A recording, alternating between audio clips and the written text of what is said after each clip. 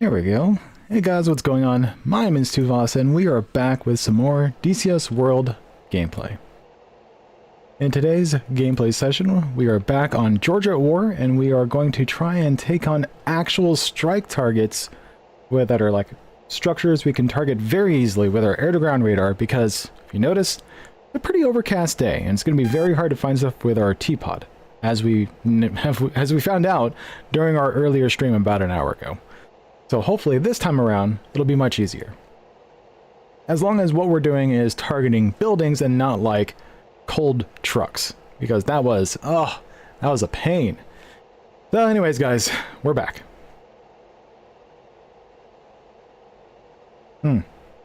Yeah, no worries. So feel free to join whenever. Then once you get online, then if I die or something, then I'll reslot and join your WSO seat, mister.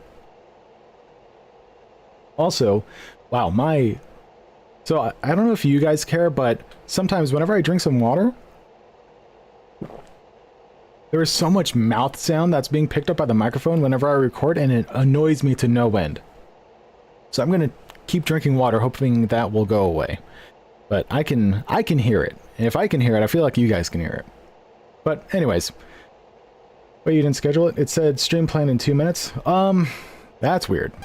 So all I did was go to the go live option, and then I selected the stream, and then I just streamed right away. But there was like no scheduling of it or anything.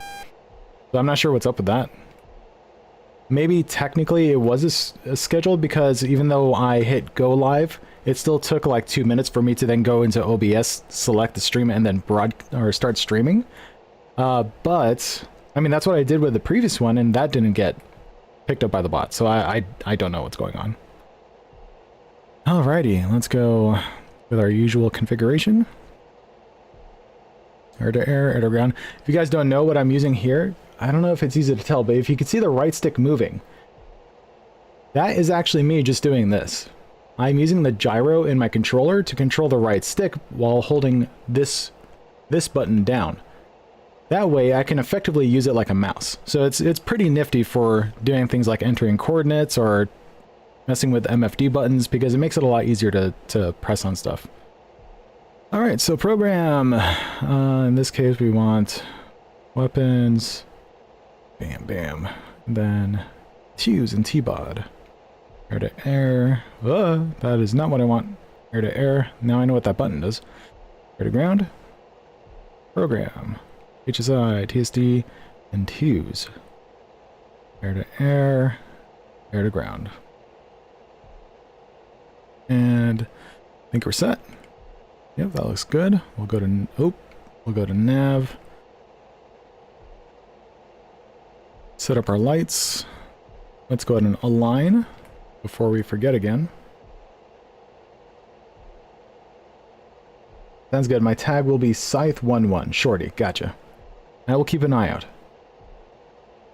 There's a gyro in your controller? What's Yeah, it's the new age of modern day controllers now. Not first party controllers, because, well, except for the DualSense and well, okay. Sorry, not Xbox controllers. PlayStation controllers have had gyros for a while now.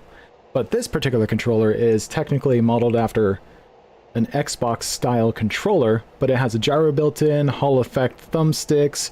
It has even like a trigger stop, so that it turns the trigger not into an analog trigger, but a like proper mouse click trigger for shooters or fighting games. Oh, speaking of shooters, so once we're done with DCS, I'm thinking I'll end up taking another break. But after that, how would you guys like some live stream of Modern Warfare 3 multiplayer gameplay? I enjoy Modern Warfare in general, playing shooters online, but I'm not great at it. So if you expect me to be like completely cracked at first-person shooters, I am not. I can barely hold a 1-to-1 kill-death ratio. But if you find my streams entertaining, maybe you'll find that one entertaining as well, even if it's not DCS. So let me know in the chat. I'll check in again as the DCS live stream wraps up, and if there is a good reception towards it, then I will switch it up to Modern Warfare 3.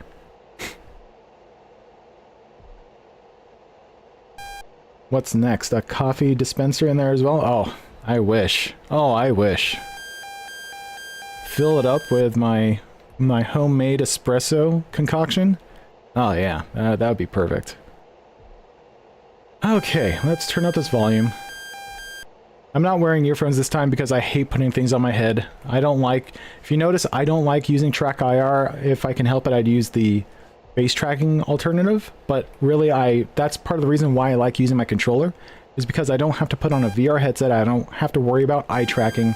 I can control everything with my hands. That's what I enjoy doing in DCS. Okay, so what have we got? We've got ×3 GBU-31s. We have no external fuel tanks, so we're only going to be rolling with conformals and internal fuel. And we have ×6 CBU-97s, because I feel like these are going to be more useful, as we found out, than GB-38s. In theory. So we'll see how that actually turns out. Let's turn on our radios. Switch over to those. Let's see. That's already set up. Mode A is selected. Microphone is off. Radar's on standby. Okay, I think we are good to go. Now the question is, do we know where we're going?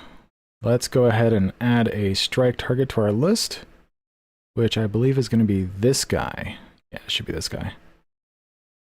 So we'll go ahead and drop a point here. Left bumper, right bumper. Oh, left bumper, right bumper. There we go.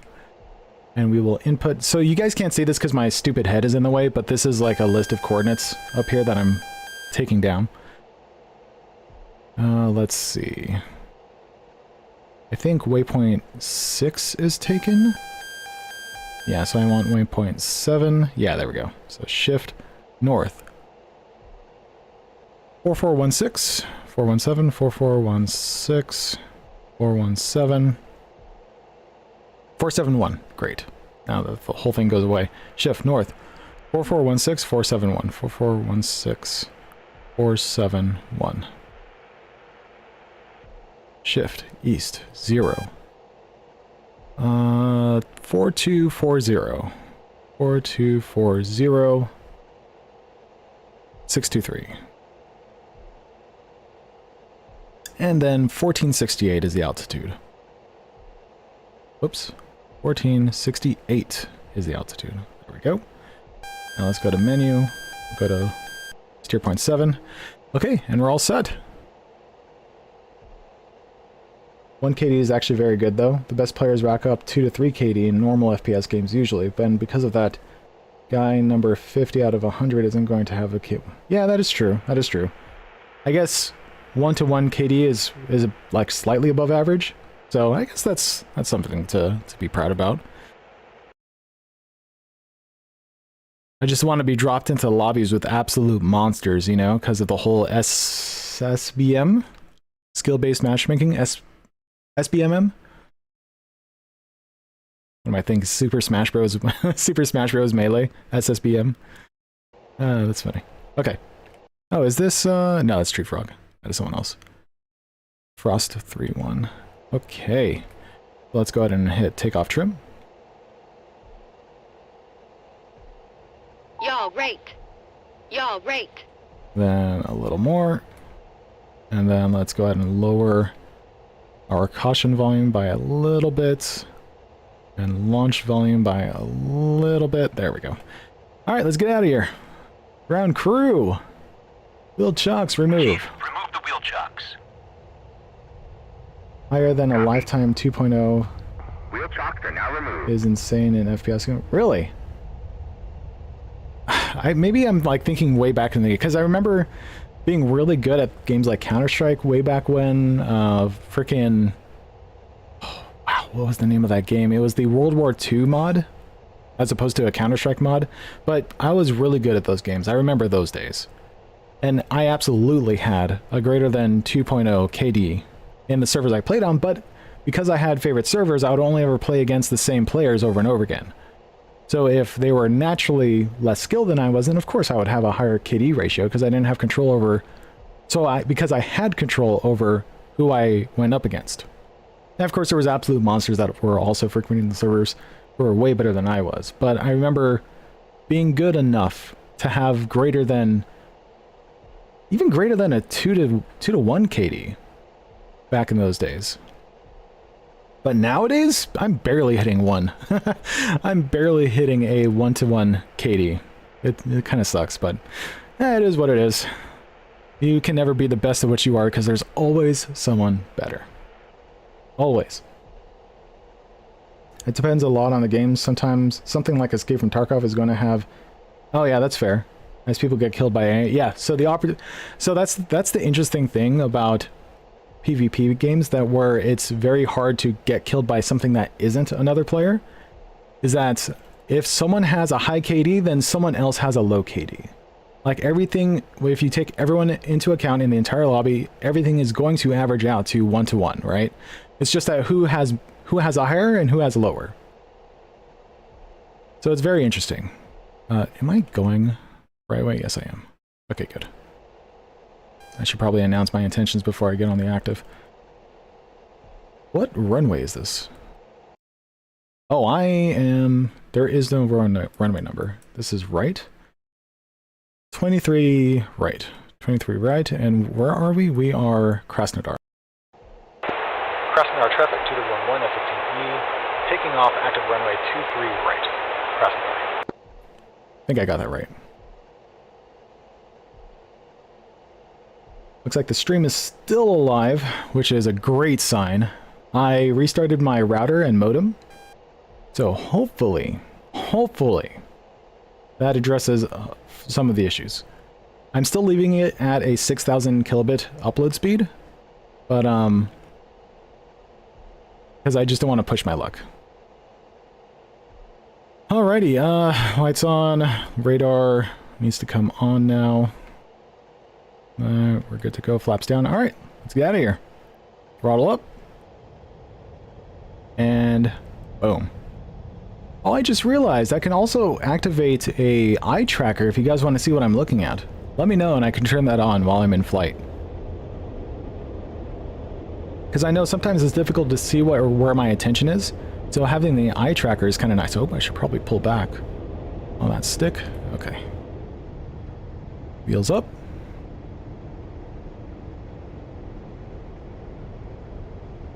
Data. Radar altitude, let's keep it at a 5-degree climb. Half burn. Oh, over trim down, come on. 5-degree climb, here we go. Let's go auto and let the autopilot do it for us. Okay. Just kind of hard to keep up with. Oh, sorry, I need to catch up. It does. FPS games like COD 1, or like COD 1-to-1 KD is about average. Gotcha. So I am average then. Awesome. Glad to know I'm at least keeping up with par. For ranked games, having 1-to-1 is good as you're actually progressing up in the ranks. Yeah, that is a fair point, because if you have 1.0, then you're stagnant. 1.1, you're increasing. 0.9, you're not getting good. You're getting bad. So that makes sense. That definitely makes sense. Play Rainbow Six Siege with a lifetime... Damn, son! And a current session KD of 1.8. It's kind of hard to keep up with at times. I could imagine. Like, I don't have the reaction time I used to, and nor do I have the precision. I remember when I was younger, I had a sick flick gameplay. So if I always enjoyed single shot, high damage weapons, not necessarily snipers, but a weapon that does a lot of, potentially a one-hit kill if you get like square on the head, or 2 hits if you get like upper chest or torso. Those kinds of guns I really enjoy. And I remember back in the day, those were the ones I always used because I always relied on my ability to flick over to someone's head and then take them out in like a split second. Those were fun to hit. Those were satisfying to hit. But I am not that good anymore. But I still enjoy it when it does happen. Especially in Call of Duty World at War, because I distinctly remember World at War was when they decided to add a very distinct ping sound, like a bullet hitting a helmet sound, and it was so satisfying to get those headshots because you just hear the even way off in the distance. Those were so satisfying to land. Oh man. Okay. So let's go ahead and lights off. Let's switch over to 253. Not that we're really using the radio. Master arm on. Take control of the radar and see what we have to deal with. What is that?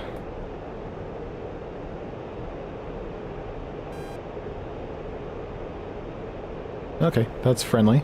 I don't have to worry about that. What is this? Oh, what is this? Wait, hold on. That's like 80 miles. Is this closer?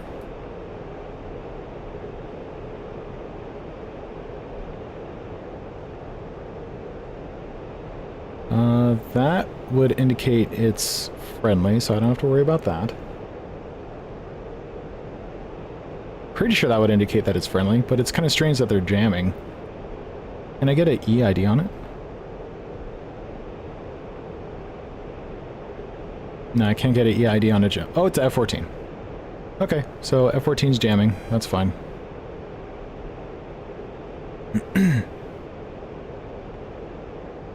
Go back out to 80.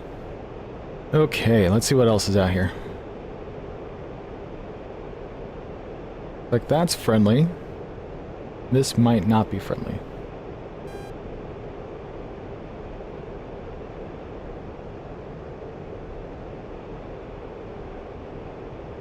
Do it again. Not gonna have to worry about that guy for quite some time. But let's see if we can get some information about this guy. The Su-25. Okay, that's good to know.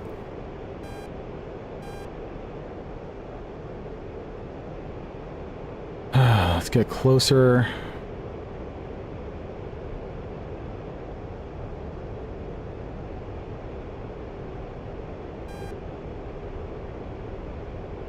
Nothing out ahead.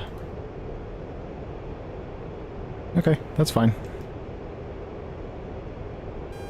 We don't have to engage this this Su-25 if we don't have to. It's not our job. Our job is striking a target. In fact, let's altitude hold at this point. Let's also check how much fuel's in our conformals, so we could keep track of that. It looks like 2,000, 2,000, so 4,000 each, or 4,000 total. Hey Sean, how's it going? How do you move the cursor on the radar to lock someone up? I use left bumper and right stick. So if I hold down the left bumper, I have it set up so that moving the right stick will then move the cursor. And then I press down the right stick to lock someone up, just like so. And then D-pad up with left bumper to switch to TWS, and then I can do things like interrogate, I can EID if I don't know what it is, but I did that earlier and that was clearly a Su-25. I'm concerned about that. Oh, here we go. Oh, okay. I didn't care about you guys either. Okay, so we're going to offset to the left so that we can get an air-to-ground scan of our target area. We're going to put that off to our right. Switch to air-to-ground mode. Oh, in fact, let's go to the back seat. Turn the sucker on, turn that on. I don't think I need those on, but I'm going to do it anyways. Same thing with this. Okay, that should be good enough. And now, autopilot. Without steering, please. I'm going to go straight and maintain altitude. Air to ground. And our target area is going to be 7. Which is still... Oh, it's pretty far out still. Oh, that performance. Okay, so... that should be fine. Let's go to smart weapons. Oh, in fact, let's, SB to our right. That can be an issue. That looks pretty close, too. Damn it. Okay. We don't exactly have any cap in the area, so let's do something about it.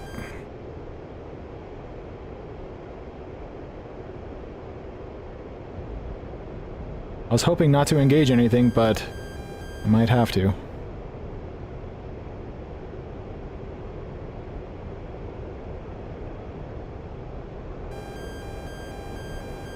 Okay, here we go. Stepping on the burner. 25,000.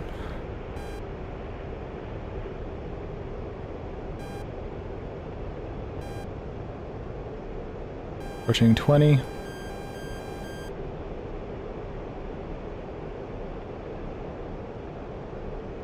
Care about this guy.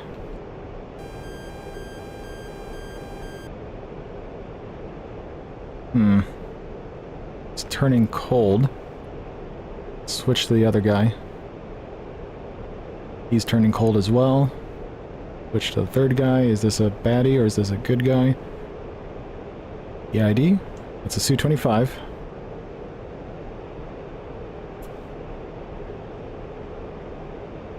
These guys might be a problem. Range is 20 miles.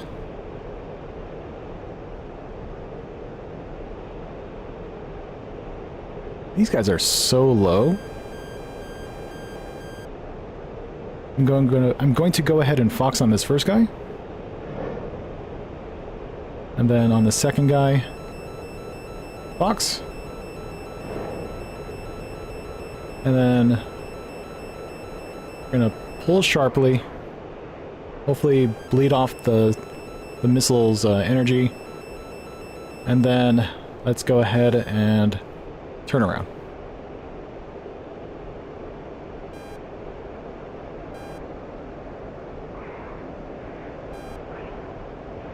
Increase throttle into the dive so that we can use that new energy to pull back up and egress.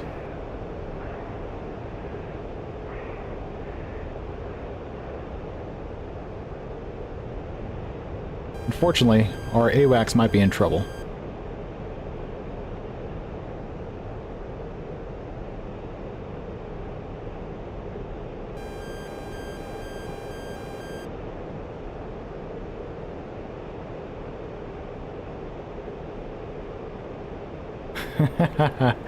Welcome, Safmol. Welcome to the chat. Glad to have you.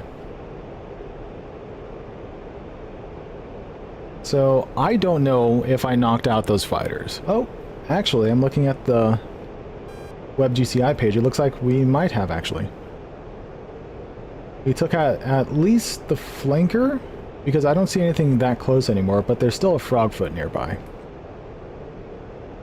But for now, looks like we did enough to try and delay whatever attack was about to happen. But I feel like I should go for that frogfoot again. Let's turn back around. We'll just turn back towards the south-southwest. So probably 200. And we should see the frogfoot. Do you prefer to download DCS on Steam or DCS website? Absolutely DCS website. There's a lot of benefits to using the website over Steam, including 50% off your first-time purchase off the DCS website, as well as free trials for 2 weeks for a number of different aircraft. Participating modules, I should say. Okay, so here's 200. I think this is the frogfoot. Let's go ahead and interrogate. Interrogate again. Still no return. Let's see if the EID can tell us anything. It shouldn't, because it's not facing us. But I'm pretty sure that is the froggy. So we'll go ahead and take that guy out. Unfortunately, he's flying away from us. So we're going to have to get him pretty close. In the meantime, I am curious if there's anyone else with him. In fact, let's just hold off. Because we know he's roughly in this direction already. Anyone lower? To the ground? No one lower. Low altitude, no one higher. Let's bring it back over here. Okay, looks like we're only gonna have to deal with him. Alright, Froggy, you're mine.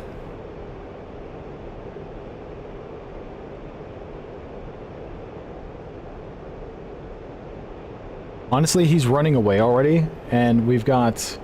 Actually, we don't have friendly cap in that direction, so it's actually up to us.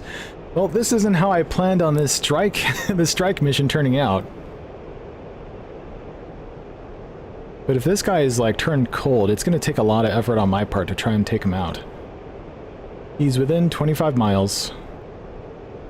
We are entering good launch parameters now. Let's just EID him one more time just to make sure. Still no return, so it's got to be a baddie. Stuff on the gas even more. Full burn. Our conformals are out, but we are running off of internal fuel only. This is not what I was expecting to do for this mission. And we will box when we're within probably 15 miles, just to give it the highest chance of success.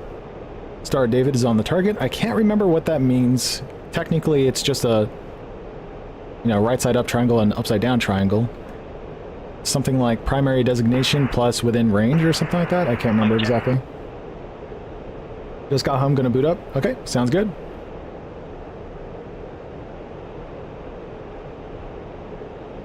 And 15 miles.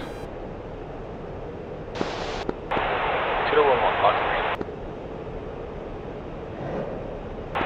Su-25T. Let's see if that... Watch, he's going down because he just got fired on by our SAMs. I swear, if a SAM gets him before we do, I'm going to be so upset. We wasted so much fuel chasing this guy down. I hope that's ours. 4, 3, 2, 1, and... Splash? No splash? Splash. Okay. If that didn't kill him, he's at least very damaged. Oh, he's extremely damaged now. Okay, cool. We got him. Okay, well, that's unfortunate. We are very low on fuel, so I might give you guys a treat today. We will air-to-air refuel. Oh, actually, we're being followed by a couple more froggies. Let's go ahead and deal with those guys. We only have... I think we only have one more AIM-120, so we'll send off one more towards these froggies that are out to the east. So we'll go 090.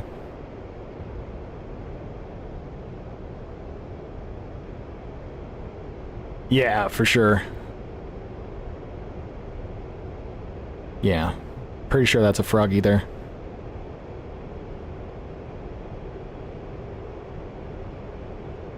Let's go and lock that guy up. EID, pretty sure that's a yep, Su-25, that's our target. Unfortunately, there's ×2 froggies out in that direction somewhere. Yep, one right behind him, and we only have one missile left, as far as I'm aware. So we'll Fox on this guy once we're within 15 miles again. It's not like he has his own Fox 3s to challenge with. Oh, and he's turning around? I mean, I would, but... I wonder why he's turning around. Is there someone else out there? There's that guy in the back.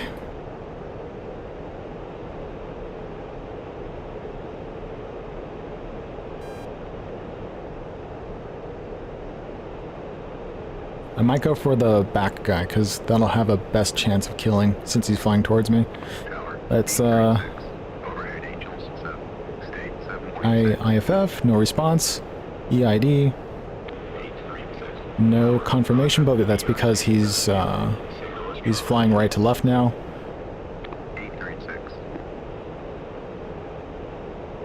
And let's go ahead and Fox on this guy pretty soon.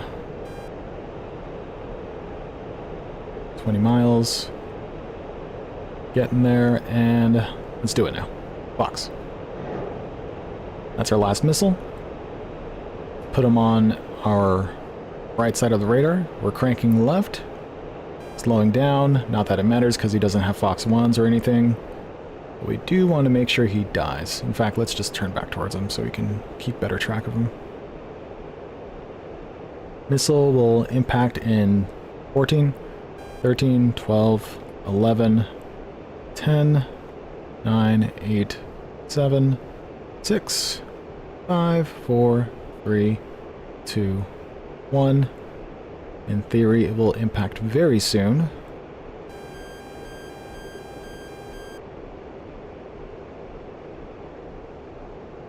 I swear. Don't make me go in for guns. This is not that kind of aircraft. Okay. Okay, well, let's do it. Dropping all our bombs. Yeah, you see the missile got trashed there, I think. So we're gonna go in for guns.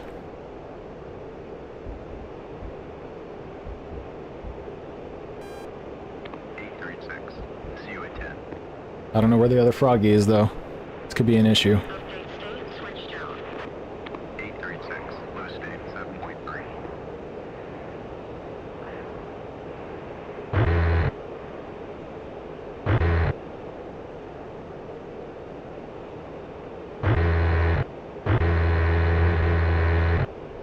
Please. Thank you. That should be good enough. Yeah, he's gone. Alright, well, we are RTB, because we had to drop all our bombs, just in case we got into an actual dogfight with this guy, but we'll just let him limp back off home, limp off back home. No need to kill him completely. He's not being aggressive, wants to fly back home.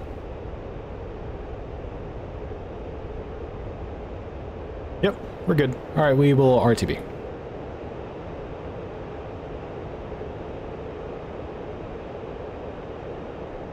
Menu, waypoint, nope, not 4. Nav, autopilot, and steer. Alrighty, well, that did not turn out the way I thought it would. We ended up doing a little bit of cap, got a guns kill, and... yeah, I know, right? For all I know, he's coming back around. He shouldn't be, but for all I know, he is. In fact, can I land at Maycop? Is that a... oh, it is. Nice. Willing to bet this is waypoint 2. Or is that waypoint 1? Oh, it's waypoint 1. Nice. Okay, cool. I'll take it. Go unrestricted, then RTB? What do you mean by unrestricted? Like just land straight in? Like unrestricted climb but unrestricted land? Back, let's there. Switch back to 249.5. Whoops. 249.5. And this is going to be make-up traffic. Doesn't look like there's anyone there, though. We'll just go straight in.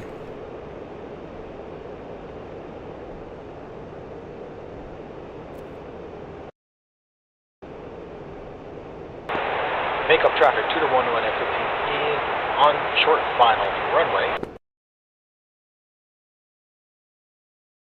Runway 04, make up.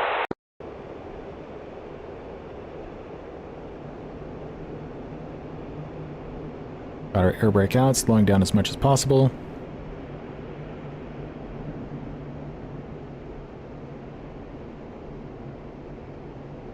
We'll drop flaps and gear once we get below 250.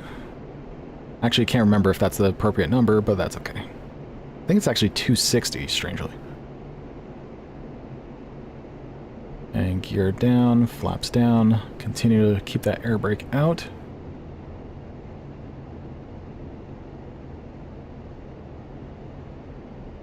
Ten clicks of throttle up should be pretty good. Let's actually bring the throttle back down. We are fairly high, so let's get our altitude a little more in check.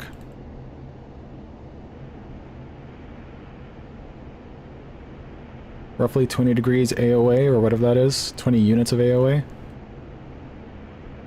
Yeah, should be good enough. Low altitude. Low altitude. That sink rate is pretty high. Let's bring it up. And just before touchdown, flare. And there it is. Touchdown.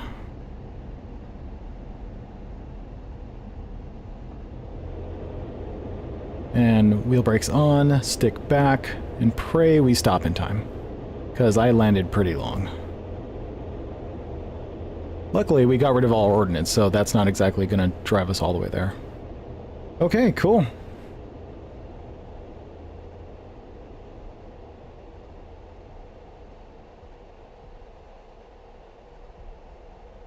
Air brake in, flaps up, turn off. Not bad, not bad. Alright, and we will just park it here. So, let's see if Senor Mr. is online.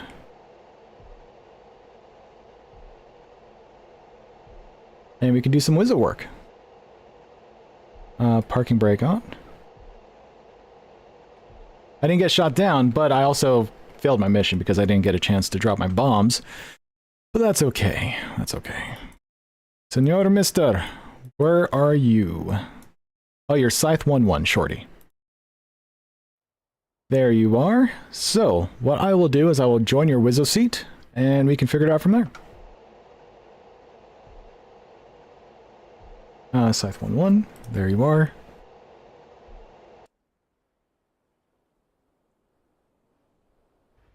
And join.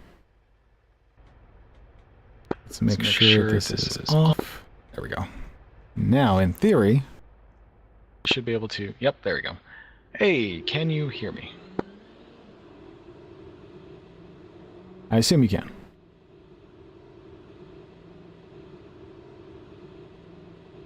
Okay. Yep. I think I see your head going up and down. Okay, sweet. Good to hear. Alrighty, I'll get things set up back here. I'll talk to you primarily through the stream since I am pretty sure you're listening to the video anyways. Good old physical communication. Do that, turn that on, turn that on. Let's see. I'll leave it up to you what kind of mission you want to do, but I kind of still want to go for that strike target. So if you don't mind, I will enter the coordinates for the target, and then you can just do your pilot thing. If you feel like you need to engage air-to-air threats, go for it. If you find a chance to hit the strike target, go for it. But, you know, just do whatever you can to keep safe. I'll set up the loadout, don't worry. I will configure the loadout. I'll give you AIM 120Cs.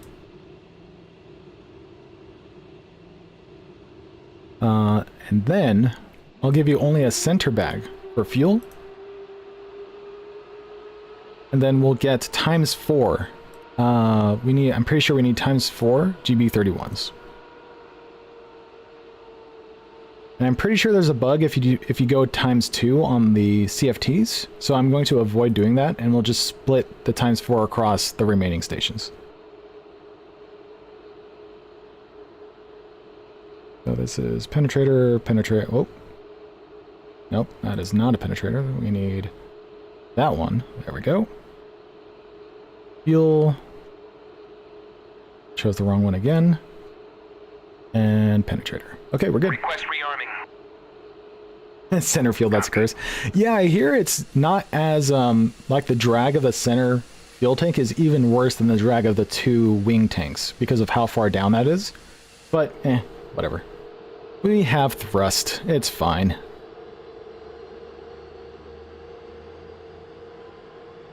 We have thrust for days. Semi-auto, ICS, standby, laser on, turn those suckers on, turn down the RWR, because that sucker is loud as hell. Okay. Turn that on, set those. Yaw rate. And now we can Yaw focus rate. on T-Pod, air-to-ground radar, armament, and I guess smart weapons over here. Okay, cool. And we're set. 2 times 31B, I think, are broken. Yep. Yep, I agree. And also, I think the penetrators don't penetrate. Like, they don't have added damage towards hardened objects, so they act just like the normal 2,000 pounders. So it's almost... It might actually be worth it to switch to the non-penetrators for ×2 on the CFTs. We could try. Actually, you know what? Let's try that. We'll give that a shot. Let's give that a shot and see what happens. Just for testing purposes. If it works out, it works out. So we'll go ×2 non-penetrators on the CFTs. ×2 non-penetrators on the CFTs. And then for this, we'll go back to fuel tanks. We'll remove the fuel tank from the center and turn that into yet another penetrator. Or sorry, another normal 2,000 pounder JDAM. We'll try that. And Moabs don't have the monster-sized big explosion modeled in game? Oh. Wait, hold up. Are Moabs, Mother of all bombs, is that in the game? What is that one? Hold on. Moab. Is it a GBU? Hey, Mother... what are you doing? Oh, no, we're rearming. We're rearming. Don't move.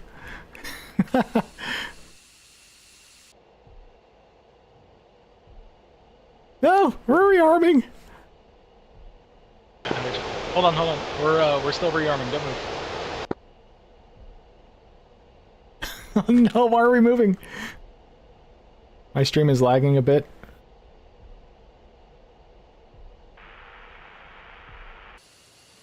Oh no, this isn't a good sign. Oh, it looks like it's still bugged out. Uh-oh. Well, I don't know how this is going to turn out. We still have the 31Bs. Those are all penetrators. But maybe it'll be fine because the loadout page has this exact configuration on it. So maybe we don't have to wait for a ground crew to say you're good to go. Oh, you can eat them out the back of the C-130. I didn't realize that. Very interesting. My stream is lagging a good bit here, so I'm gonna just be on SRS. Gotcha. No worries. Well, let's see what happens. It should be okay, though. Alright, so I'm going to set up coordinate. So for now, once you take off, feel free to just head directly 090, and I'll set you up for the strike target. But just keep an eye out in case there's enemy fighters on it.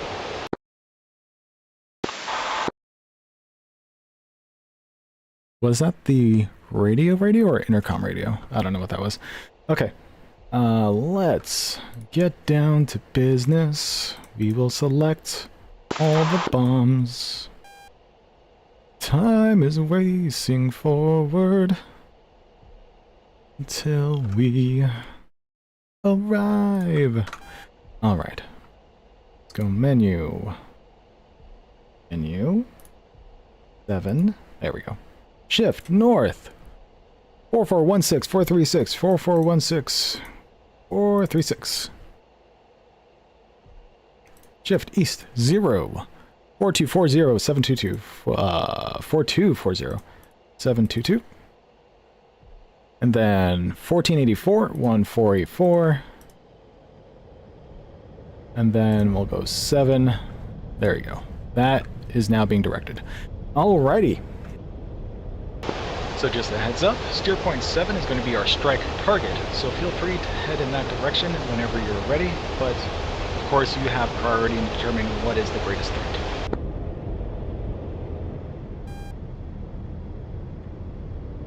And now that I'm a wizzo, I can chill back and relax and talk to you guys. Because I feel like I missed a bunch of chat, and I need to review and make sure I'm not missing anyone's questions or anything. How's it going, Froggy?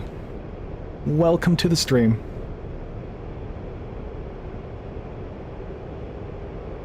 I'm gonna push us over to 253.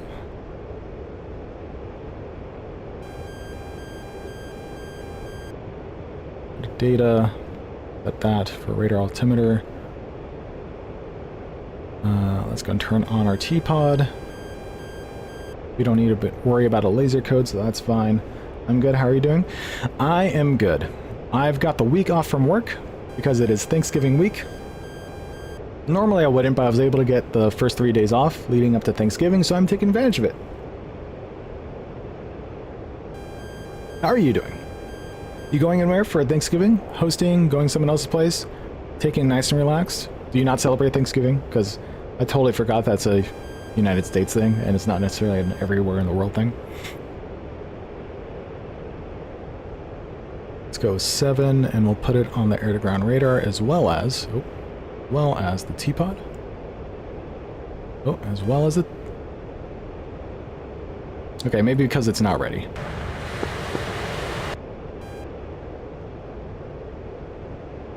Oh, I forgot. I can turn on the Toby Ghost. If you guys would prefer, I can actually turn on the Toby Ghost, so you can see where I'm looking. It might actually help a little bit. And so far, the stream has been doing well, so I feel like... About 200 Tomcat going over Cap 1, Case 1 departure. Okay. I need to turn that radio down. It's about there. About there. That's pretty good. Okay,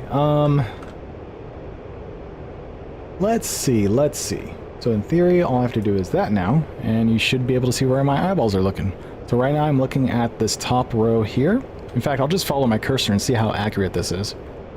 There. There. There. Oh, microphone's a little bit in the way. There. And there.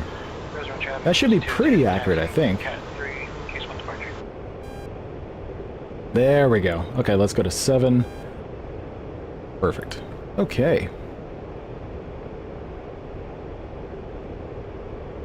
So our target is going to be a strike target with 4 structures. And luckily, we have 4 bombs. So we can make short work of that, I think. Unfortunately, because of the overcast clouds, we're going to have to rely on our air-to-ground radar, which means I have to take it from him once we're in range. And also he's going to have to offset to the left when we get close enough to be able to do a close enough scan of the ground. We have 4 medium-range missiles. In fact, let me set up combat jettison so that he doesn't have to worry about dumping absolutely everything. So we'll do fuel first. That'll be number 1. And then number 2 will be the bombs. Okay. Combat stores jettison is now set. Air to ground is set. So that if he does get into a pickle, the first press of combat jettison will just jettison the fuel. Then if he does it a second time, it will do the bombs as well, in case he needs it. Alrighty then. I'm Canadian, we already had our Thanksgiving, but no, I'm homesick from work today, probably... Ah, that sucks to hear. I hope it's nothing serious. That way you can actually enjoy your time off from work. But I'm glad you stopped by. It is very strange for me to be streaming at like 4 p.m. on a weekday. This is very weird. But I hope you guys are able to tune in just fine. Oh, actually, now that I have a break in doing stuff. So, Space Monkey, are you ready to do the thing? Are you ready to do the thing? Because I'm ready to do the thing. I just need to find... Oh. Scythe. Intercom check. Good check. Alright, cool. Nice. There we go now. I heard you clicking off earlier on, but no voice was coming through, so I assumed you were trying to work it out. Well, it sounds like you got it. Yeah, I was figuring it out. Nice. So, give me 1 minute. I need to grab a Discord link because I now have a Discord for people to join. All thanks to Space Monkey. Let's go. Thank you very much. It is one of my favorite style hats to wear. I've worn these ever since like high school or something, so it's always my go-to. It's also to hide my bald head, but you know, that kind of serves as a distraction for the stream. But it's also because it's kind of cold today, so I kind of need it. Alrighty, so where is that link? Space Monkey, where is our conversation? There you are. And then it should be pinned in our conversation. Using this link. Copy. Gypsy flight's clear in case when airspace switching over to... 404 head. That's funny. Okay, here we go. So, for anyone who is on the stream currently and watching the VOD back, if you want to join a Discord where you can talk to me and other like-minded folks, especially those who enjoy DCS and potentially other games, feel free to join this link here. This is a link to a Discord called the Unofficial DCS Discord. There's a bunch of people there already, but that particular link should give you access to the gamepad corner of that particular Discord, and you could choose to join the other parts of the Discord as well if you really want to. You just have to react to emotes, I believe, in the announcements or welcome section. But that is how you can get a hold of me directly, and also talk to other people who also enjoy DCS and play with gamepads. It all depends on who ends up joining. So for anyone who have always wanted to join a Discord that I am part of, this is that Discord. It is not managed by me directly. I can moderate it, but it is officially ran by Space Monkey. So thank you very much, Space Monkey, for giving me the opportunity to use your Discord and leverage your, honestly, better abilities at moderating a Discord than mine. So hopefully this will give people a place to go for the future. I'll need to figure out how I want to extend this invite to everyone else, not just the people on this stream and whoever just happened to rewatch the recording, which isn't going to be very many people. So I'll have to think of a way to do a proper announcement for this. But for now, there you go. It'd be nice to swap info with 5 other... I feel like there should be more than that, but we'll find out. We will see. Okay, alright, so the whole spiel has been sped.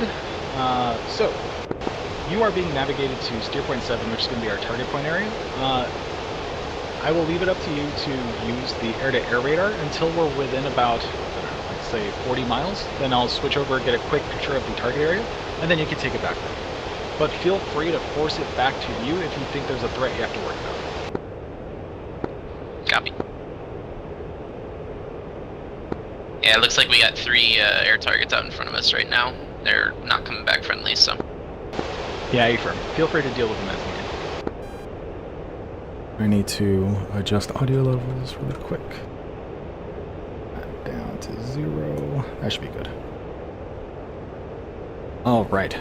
Hopefully there isn't too much background noise. If you didn't notice, I'm not using my earphones today. So if there is feedback that gets too annoying, let me know and I'll adjust audio levels for you guys so the stream is enjoyable for y'all. I'm doing this for you, not for me.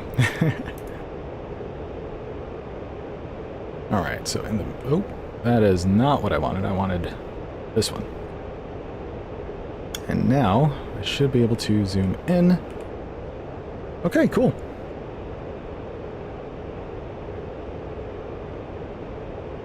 Unarmed, no ATF. Autopilot, master armor's on. I'm not sure what unarmed, no ATF means. I'm not sure what that means. I need to look that one up. Alrighty, let's see. Yeah, there's not really much else for us to do. So let's go ahead and get our weapons ready. We've got GB31s already selected on auto, step, nose, tail. In fact, let's set this to direct, because I feel like that is what will allow me to drop whenever I want, instead of waiting for a specific parameter. I think that was what was causing me issues earlier. The next station, we'll just toggle... Oh no! It's already messing up. If you notice, we can't select that first station we had earlier, so I'm not sure I'm going to get back to that guy now that it's bugging out. I'm a week deep into the Modern Warfare 3 camo grind, but all this is making me want to get back into the F-15E as soon as it...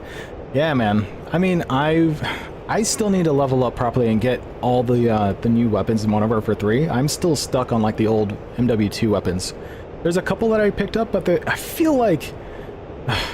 Like, for example, the AN-94, it's back, but not in its Modern Warfare 2 variant, they updated it for Modern Warfare 3 with a completely different name, which means I have none of the attachments again, which sucks. That was one of my favorite weapons, but luckily I have it unlocked and I'm using it. It's just kind of annoying that it didn't carry over as a Modern Warfare 2 weapon. Instead, you have to like re-unlock everything as Modern Warfare 3.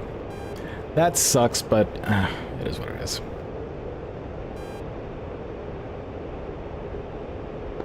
Alright, I'm gonna be engaging this guy out here.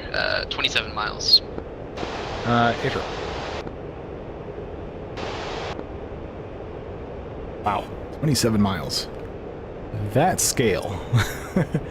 So for those unaware, every box is a divided by 4 of this number up here. So 160 divided by 4 equals 40. So every one of these squares represents 40 miles of distance. So in this case, he is now 20 miles because he's roughly in between this 40-mile box. Which means he should be foxing pretty soon. If not, we're going to have a bad time. Okay, cool. Fox 3, 137.15. Nice. Good call out.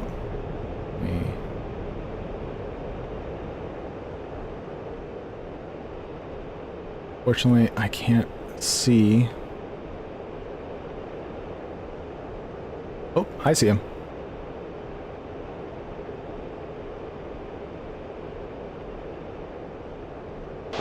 He is roughly 2 o'clock low, about to graze past the clouds. Yep, I have ice. Nice, good splash. Flash, Just flash, us. flash. Very, very nice. Good work. Whoops, was on 305. Whoopsies, you're 253. Yeah, no worries.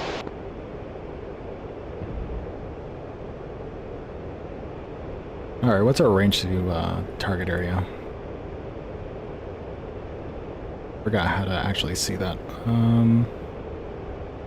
Back to the menu. I thought there was a way to see it from here.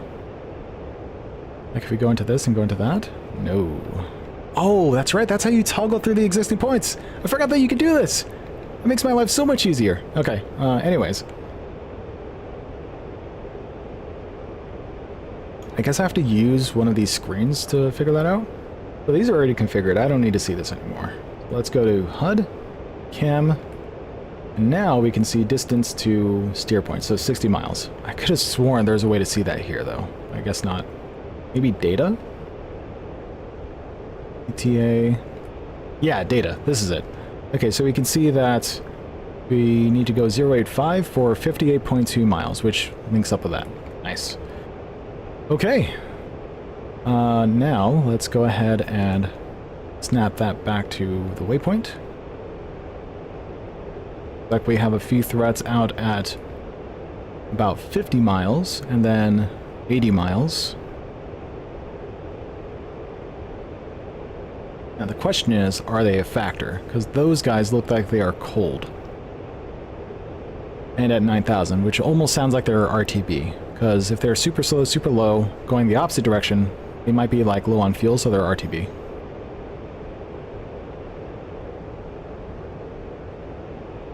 It's worth it if you do the masteries, in my opinion, because the Modern Warfare 3 skins are beautiful, but otherwise, yeah, at least there's less weapons to go leveling.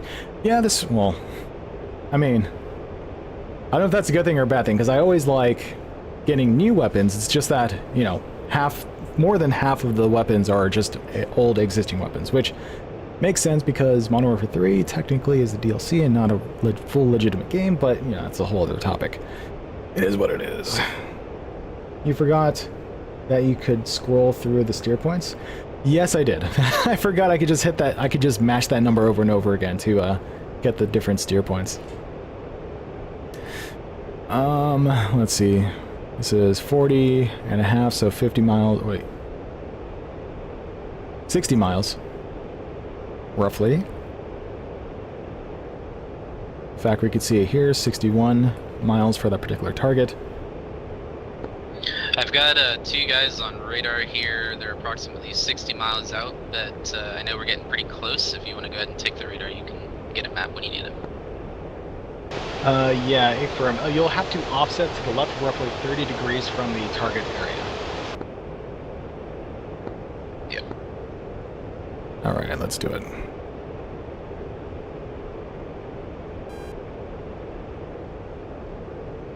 Come right about 10 degrees. Perfect. That's good.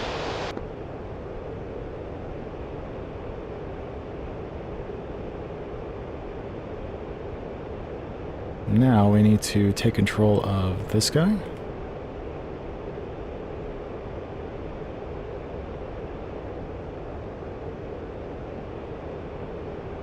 And once it scans, we will hopefully have a good enough image right off the bat.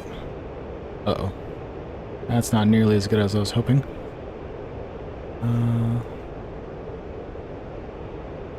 Stand by, scanning.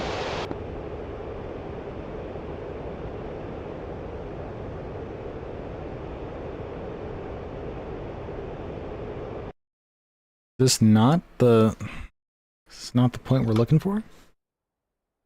Definitely is.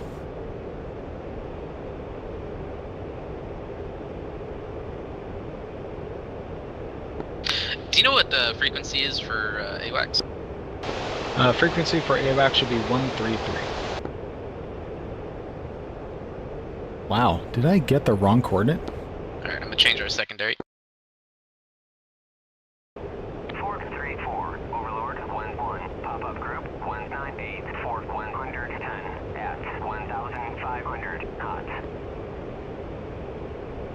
So just a heads up, I'm changing the steer point, but don't turn towards the change. I'm updating steer points now. Copy. We got guys 19 miles out, 10,000. Yeah, do your thing. Do your thing. I need to set up the steer point. Yeah, do you want to freeze your ground radar? No, it's a bad picture anyways. It doesn't have anything. I need to reestablish a correct point. Okay, let's see. Go here, 7 decimal. Go 7. There we go, then 7 decimal. Then shift north. This is 4416443. 4416. That is very close. 4416433. Shift east 0. 4240, 42, oh. 4, oh, I know what happened, 40. 737. Ah, that's what went wrong. I hit it 8 instead of 0 because I didn't go far enough. Okay, and then that's good.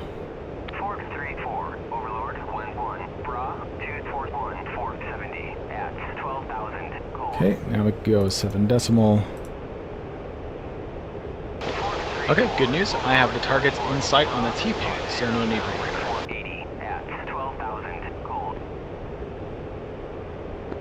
Roger. Okay, so let's get these guys designated. 1, we will transfer.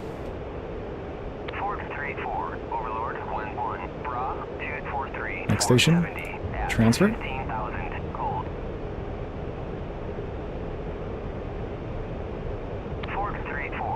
Next station, transfer. Fox 3 bullseye, 144 for 11.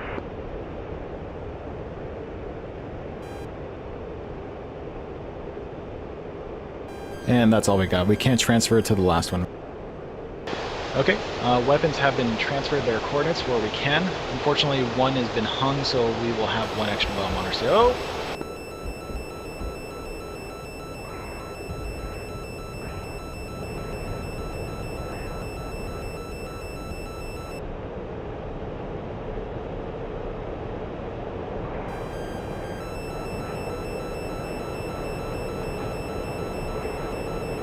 Where's Twos? Oh, it's SA-11. Holy crap. SA-11 is going to be from the airfield. That's relatively far away. You have time, but still hit the turret. Oh.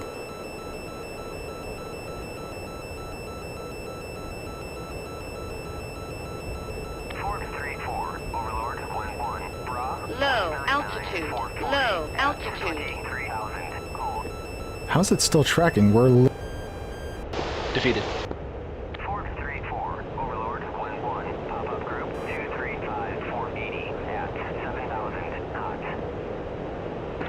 Sorry, I'm getting that low, Bob. My bad. Sorry, I'm getting that low, Bob. Oh no, what is going on now? Oh no! Dude, I keep like accidentally like fumbling my comms buttons. I haven't used them in a while and it's really annoying. Yeah, it's all good. Just a heads up, I think we lost the wing stores of GB31s.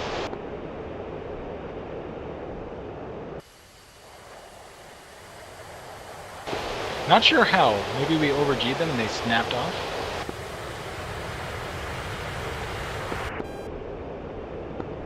Yeah, mayhaps. No, Okay. no. You know what happened? I'm used to having wing tanks, and so yeah, Oh. that's totally my bad. I see, gotcha. Well, we still have the one, so one of them will hit a target, but the other one has hung on our jet, so we might as well just dump that one once we drop the other one. Affirm. So feel free to turn in when Yeah, ready. I completely forgot we were centered.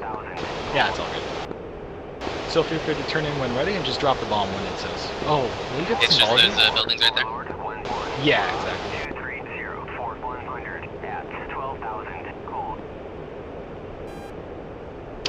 Time to release, 25 seconds, supposedly. 7, 6, 5, 4, 3, 2, 1. Feel free to drop.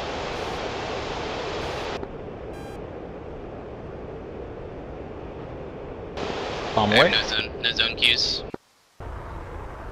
Oh, it's all good. I got the zone queue, I got the bomb off. AAA. Affirm. Overlord, 1-1, Bra, 189, 4100. Nice. That looks like a good hit. 434, Overlord. And Shack. Unsure if that was enough damage though. 120 at 7,000 cold. Does not look like it. Alright, feel free to drop everything we've got and we can RTB and reroll. 188, 4100. Well, except for inputs. There we go. Alright, jet is completely yours.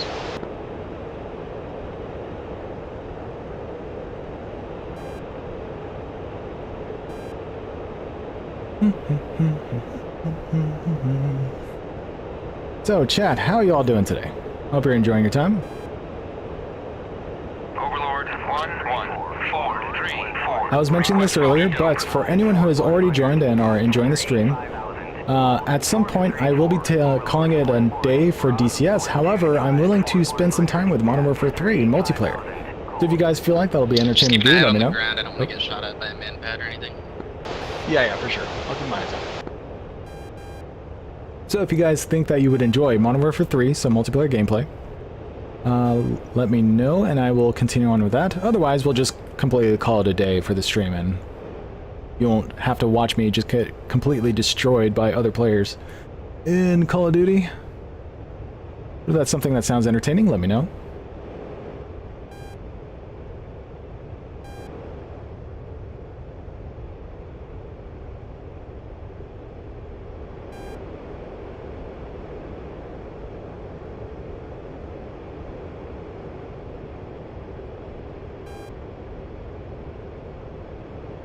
It'd be fun to see how that flick of yours is doing. Not great, Alright, that's we for should sure. be safe from any heat seekers. Oh yeah, for sure. We're at like 15,000 feet by now. 18,000 feet. Uzi, 9-1, Overlord, 1-1, Bra, 085-460 at I'll direct you to Mako.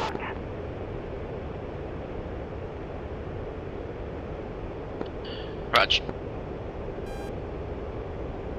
Shift, I think it's like If you need to A1? change us back to steer points alpha, just type your number in and then put shift A. That's what it was. It was the other. Hey, friend, thank you. 551 Foxtrot. And you should be directing back now. Affirm. Alrighty, well, this is an issue. It has stored target information even though the bombs were, dropped. But that's okay. I'll definitely be watching. What better way to break the monotony of the camo grind than to watch someone else play the same and then just get absolutely destroyed. Or hell, I could do the camo grind along with you so you can see someone camo grind while you camo grind. Yeah, that's my bad with those wing bombs. I'm so used to having tanks on that. It's just, yeah, my bad. Yeah, it's all good, no worries. The whole centerline fuel tank thing is very uncommon, because no one ever really does it. 1-1. Uzi. It also, while also not being great for the jet, it just looks ugly. Yeah, this is true. It definitely makes it stick out way too much on the vertical axis than it would normally. Just have this like cancerous protrusion out the center.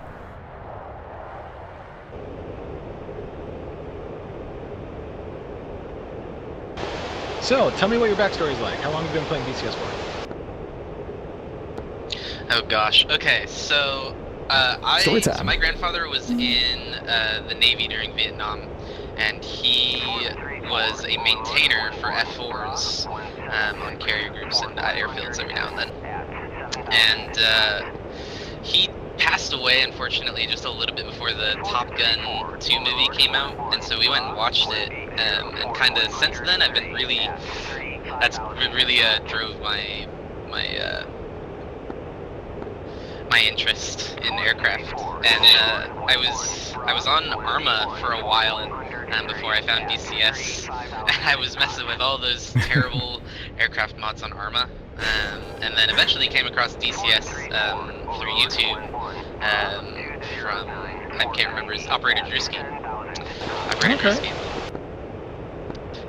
And it was really daunting at first, so I got the F-18, and then I didn't fly it because I didn't have like a HOTAS or anything, and just didn't get in DCS because it was just too much. But then once I got the HOTAS, I had the courage to fly it. And I got really good at flying low level. Still am very good at flying low level. Yeah, and then I found some guys who were all on a PvP server, and they pretty much introduced me to the DCS community for the most part, which was great. I got really good at dogfighting, and can't really be in this thing because you know it's thicker than a Snicker, but you know. Yeah, for sure. This thing does not perform on when it comes to, even if you drain the entire storage of conformal fuel, it still just cannot turn for worth a damn. Yeah, seriously. But very cool, man. So you originally came from ARMA as far as exploring the whole flight sim, well, quote-unquote flight sim stuff, and then graduated to DCS. Normally people would go like from, let's say, ARMA to Battlefield to like War Thunder or something. But you went straight into DCS, I believe, huh? Yeah. It's a little bit weird, but you know, I think it worked out pretty well. I'm right now, like, when I was with that group of friends, one of them was super excited for the Strike Eagle, and that sparked my interest in the Strike Eagle, and so the Strike Eagle is my main aircraft right now. Followed by the A-10 and then the F-16, which even then the F-16 is kind of sorry, go ahead. Sorry, Space Monkey. No, it's all good, no worries. I'm pretty sure Space Monkey will have something to say about that one, but it's fine. The only thing I really enjoy, or I shouldn't say the thing I really enjoy about the F-16 is its new data link system, and being able to incorporate multiple aircraft's HTS pod to triangulate an exact position of a radar. Yeah, that is super handy. And Space Monkey says, did this guy just say that the F-16 was Okay, so the first aircraft I learned was the F-18, and then followed by the A-10, and I met a guy who had been flying the A-10 for 8 years, and he taught me everything I know in the A-10. And so the systems in the A-10 versus the F-16, like the F-16 systems are just very different from the rest of the Air Force. It's just, I don't know, it's weird. No, yeah, I could see that. Like the TMS DMS is still there, and that's kind of similar, but like the functionality and the MFDs, the way everything works is just very different. Yeah, you can almost say it's been like simplified compared to say the A10. Like it's very, I don't know, it feels like it's been simplified compared to the A10 for the effort of like streamlining the whole like system process. So it's very, like for example, like the whole idea of like speed is speed is speed. If you have something targeted, it is absolutely going to drive a weapon to whatever you have targeted, no matter the sensor.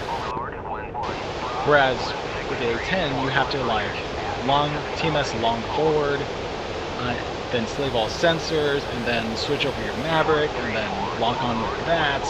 Everything gets very difficult. But to be fair, there is still a handover in the F-16 from T-Pod to Maverick, but you get the idea. F-16 I need to learn just because yeah, and there was Seed is a bit neat. of time that I really got into the F-16, kind of in between my A10 and F-15 sort of moment.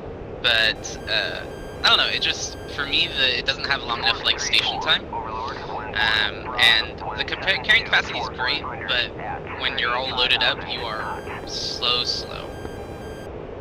Oh yeah, absolutely. It's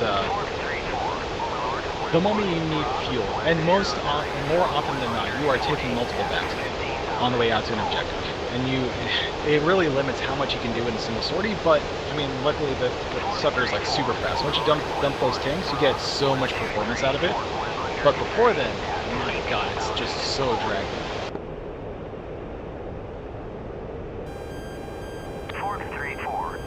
And to answer your question, Yeah, Space Monkey, it's yes. definitely a different airframe. Kind of. Stuff on it.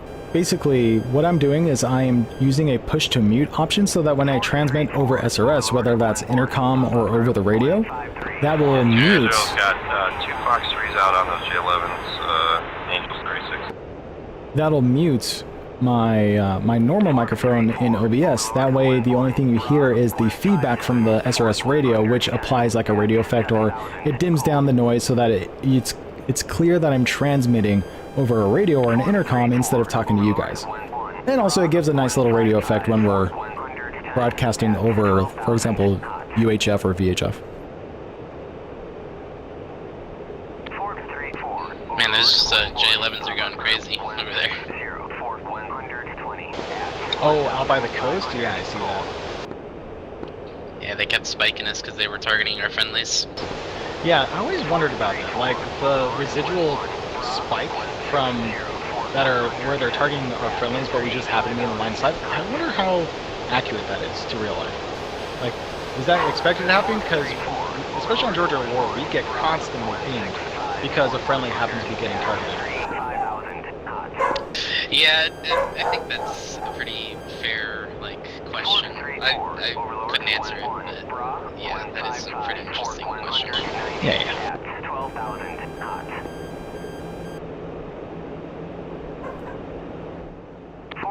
We're gonna do an overhead break. I don't really like calling out my landings, but so if you want to, feel free. But Yeah, I can otherwise, I just play it safe and I watch when people are landing or taking off or whatever. Yeah, I do the same. I mean, honestly, the majority of the reason I even use the radio is if I see someone at the airfield as us, or if I just want to practice, and that's about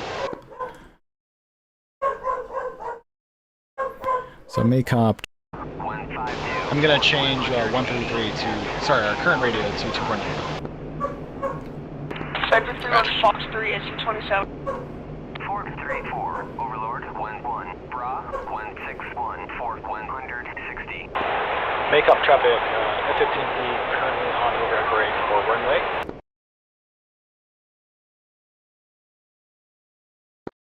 22. Runway 22. Thank you.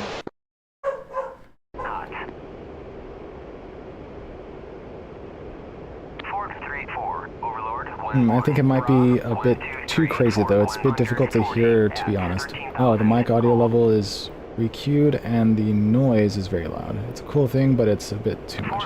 I mean, I don't have much control over it. I can probably... Oh, actually, I wonder if I can boost it. Because if it's too low, that I can fix pretty easily. If I were to do...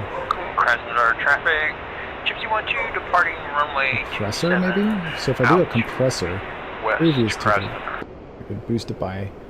Say I boost it by about 7.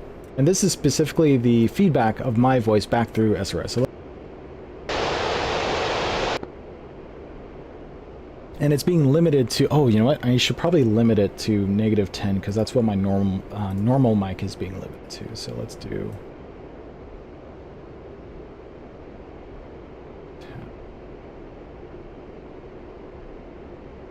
Nope. Overlord. 2-2. Takeoff traffic, Scythe 1-1 is going to be our call sign. 1-1, clean. Turning for base, and now... 110, 130. Takeoff traffic, Scythe 1-1 at 15, turning for final, runway 22. Takeoff. 434, Overlord, 1-1, Bra, 122, So that should have had the radio Little effect. bit of a tight turn here. That's alright, I'll get it. So that should have been a radio effect, whereas whenever I talk on the intercom, it should be just like kind of like a dulled down effect, but now the gain has been upped by like 7 decibels or something. 1-2 Or 5 decibels? I can't remember what I said. But it should be clearer now, even if there is an effect. Final call, switching 160 at 35,000. Do you notice that the engine nozzles are louder now? I was definitely noticing that earlier today when I was hearing other F-15Es start up. I just hear them constantly going even while I'm in with a closed cockpit in my own. Yeah, the external sounds for the engines are a lot louder now. Ooh, this might be a rough one. Oh, no. Nope, that was really good. I'm surprised you don't use air brake. Oh, now you do. 14,000 knots. Generally, radar beam isn't a tiny directed laser sight like a dot, As so much it's as I fairly love common. air braking, Okay, I gotcha. don't trust the weight of this thing. Yeah, for sure. 1,500 cold. Where do I buy a man to put in my pocket to call? See, you just need a wizard for that. Force them to do it for you. Force them to enter in waypoints, set targets. All you gotta do is just fly and drop. Well, technically the drop part is probably up to the Wizzo still. All you have to do is focus on flying and firing. Whoever is the pilot, if you go digging on the Discord, Tuvos linked, you can find a guide that I made for the F-16, covering 20 or so PDF page. Wow! Don't you dare speak better! So, well, I don't know if you can read the chat, but I'm going to read something to you from Space Camp. It says, to whoever is the pilot, if you go digging on the Discord that Tuvos linked, you can find a guide that I made for the F-16 covering 20 or so PDF pages. So don't you dare speak badly about my Viper. But go ahead and speak badly.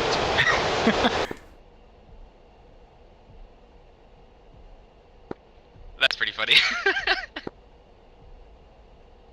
It only has one engine, and the F-15 has 2 engines, so it's twice as Cannot promise good. you that I'll go through those, but thank you for letting me know they're there.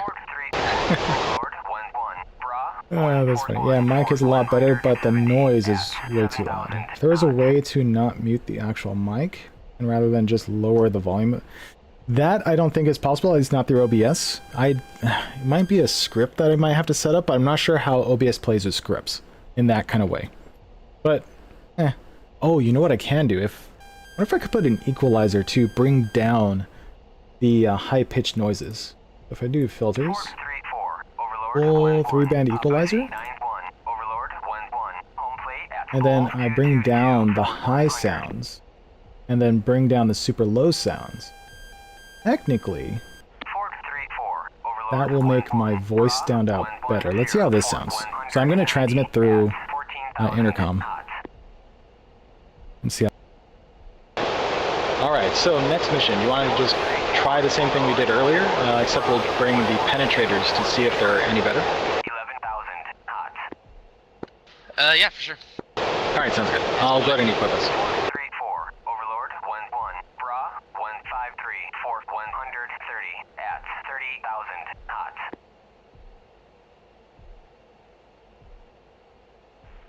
434, Overlord, 1-1, Got a pen, we got a pen, and pen. Let's just make sure.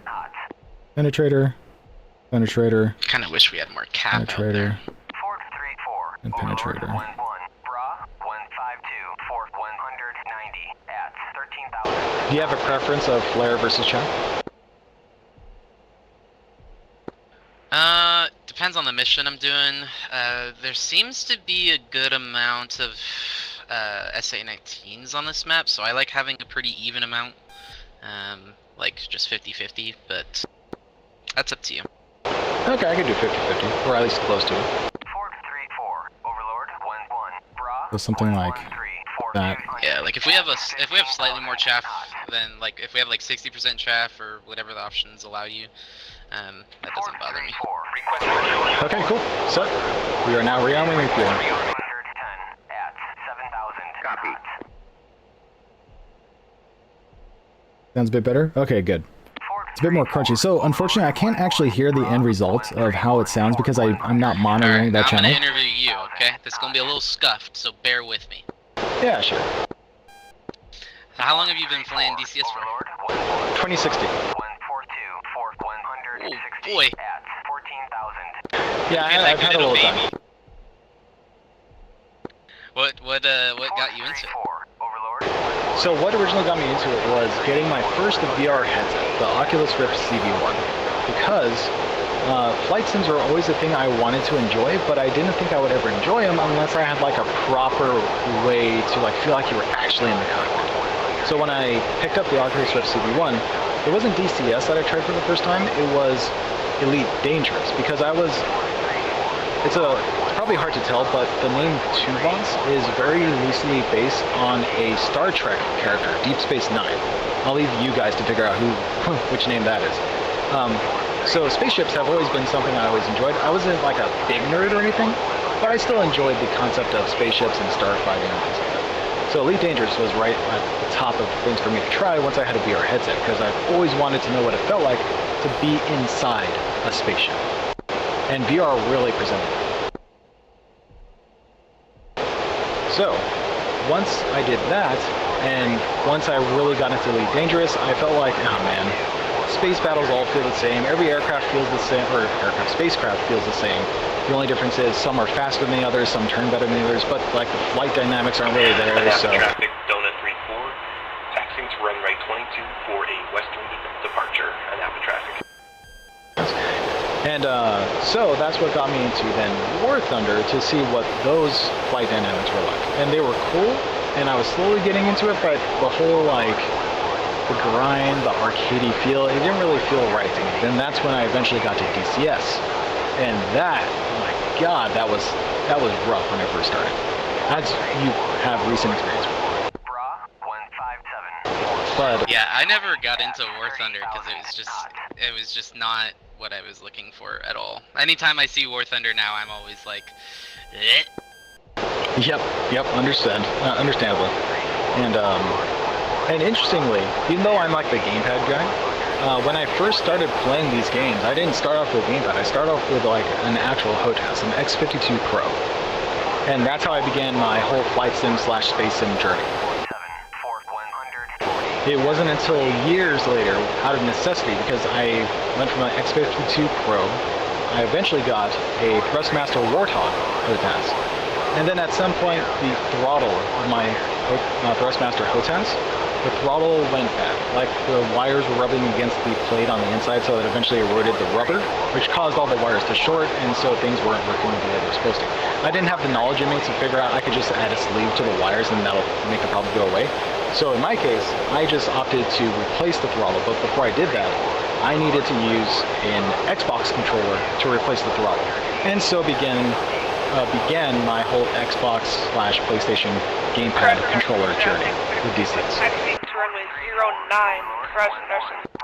Yeah, very nice. I was kind of curious as to how you kind of stuck with that, but that's very interesting. Yep, and it's actually little known, but there was a time when I decided, like at some point I decided, you know, if I'm going to use the Xbox controller, I might, because originally it only replaced my throttle. So I still used my flight stick, but the controller was my throttle quadrant. And that worked okay. It wasn't great, but at some point I decided, you know what, if I'm going to do this, I might as well try to figure out how to just make it work for everything. So I spent some time trying to put everything together. And runway 22 for western departure, currently rolling now. Takeoff traffic. And what's it called? That's when I first created my C25T tutorial for setting up a gamepad with DCS on the Frogfoot. But then once I got my Verpal gear to replace my Thrustmaster, I just stopped using the gamepad altogether because I'm like, okay, I'm done with this. I can go back to my usual setup. But it wasn't until someone, hey Pippin, hey, leave it? No, that. And it wasn't until someone mentioned in some Reddit post somewhere, like someone either tagged me or I just happened to read a comment from someone on Hoggit, and they were saying something like, oh man, it was so sad to see Tuvas not use a gamepad anymore because there's so few of us and it would have been great to be able to bring in more players with that. Then that's what made me realize, I'm like, huh, that's actually a really good point. So whoever you were, you are the reason why I put together all these tutorials, all these videos to help new players. It's because of your little comment saying, hey, Tuvas was like the beacon of light, and we're sad that he's gone now because he's back to playing DCS the normal way. So whoever that was, thank you for bringing that up because now I'm doing this. 3-4, Overlord, 1-1, Bra, 150, 4. Oh, also FYI guys, whoever's watching the stream, ads are apparently about to kick off in 10 seconds, so I don't know how to stop it. Takeoff traffic, Donut 3-4, last call, takeoff traffic. Ads will run shortly for some viewers. That is brand new to me. Distinguished Hornet lining up for a 09 departure. Cries at our side. Ads inserted. That is my first time seeing that. I didn't realize that was a thing. And if you look off to our left, you will see a cat. On the yes. eating the concrete. 4-3-4, Overlord, 1-1. Yep, I do see that. It is munching away on that 100% concrete floor. With a tiny bit, little bit of probably JP5 mixed in. JP8? JP5? I can't remember what JP was called. Semantics. The point is, it's a cow eating concrete. Overlord, 1-1, Bra, 096. That's something I wanted to ask actually. What do your stick curves look like on the gamepad? I'm not sure if mine are overly aggressive. So, I don't like curves. The only thing I ever set for any of my controls is a dead zone. The dead zone is as minimal as I can help it so that no drift occurs. So it is the bare minimum dead zone needed for my controller with zero curve. I don't like curves. So that's what I roll with. So if you add a curve, then yeah, you're doing more than I do. Unless you do it in the opposite direction, which I really wouldn't recommend because there's only so much throw to begin with. But you should really be going in the better direction, which is for finer precision at the beginning of the throw, and then go back to the full throw at the very end. But that's what I use. 149 at 27,000 cold. 4-3-4. Crash Nation traffic, F-15E is clear of the active. Last call, Crash Nation. Last call. Alright, target point 7 is now set as our destination. We'll try to hit it again. 1-1, Bra, 155, 130 at 13,000. Roger. 4-3-4, Overlord, 1-1, Bra. Okay, looks like everything is set again, so I'm going to hit next station for it. I don't know what's up with this station. It is constantly hanging, and I don't know why. 4-3-4. That is so weird. I don't know what's up with that. Those are also... Surprisingly, those are all set. I don't know why those are all set. There. Direct, step, nose, tail. Smart weapons. Leave that there. On the left side, we'll put up the HUD. Alright, y'all good back there? Yep, all set. We're 04, correct? Yeah. Makeup traffic, Cypher 11, continue taking off runway 04 makeup. Bra, 089-490.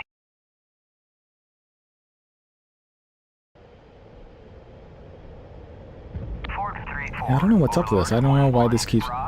Oh, wait a minute. I wonder if it's like per time we access the page. So if we do this...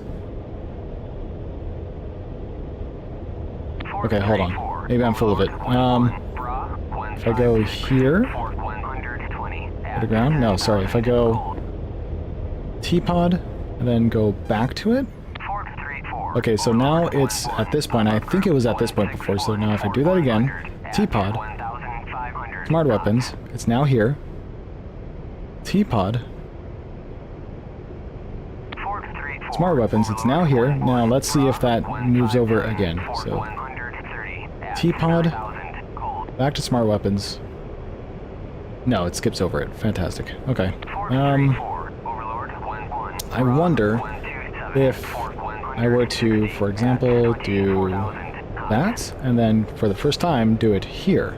It will show it in the correct spot. And if so, that is ideal. It does not. Damn. I should have left it where it was when it was... I had the cursor on that second station there, because that would have allowed me to put a target on it. So just FYI, it looks like that same store is hung again. I will see what I can do about getting it to work, but yeah, we might only be able to hit 3 targets. Roger.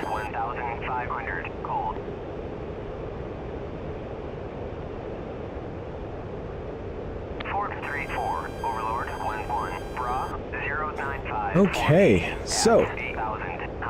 Might try without a curve. Alright. Alright, noted. Mine are definitely overly aggressive in comparison. I can see why you don't like them though, but yeah, I generally run 25 to 35. Wow, yeah. Holy crap, 50. Yep. I mean, to be fair, it gives you a whole lot more precision on the very beginning of the throw, so it makes tasks like air-to-air refueling and all that much easier to carry out. And plus, when you do need a full throw, it's not like you're going to be careful about how much full throw you put in when you're in a dogfight. You're usually, I mean, depending on the aircraft, but you're usually going full stick anyways. It's like the Hornet and the Viper, you don't have to worry about it. In the 14, you have to be very careful. In the 15, you have to be very careful. But in the Viper and Hornet with the proper flight control systems, you don't have to worry as much on the full throw aspect.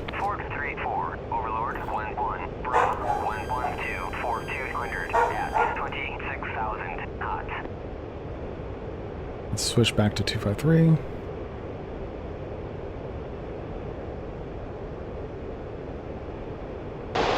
Be advised, we have ×3 aircraft up ahead. 1 is friendly, 2 are enemies. Roger. Good air-to-air radar. Yeah, looks like he's scrambling. Oh! And T-Pod sees someone got shot down.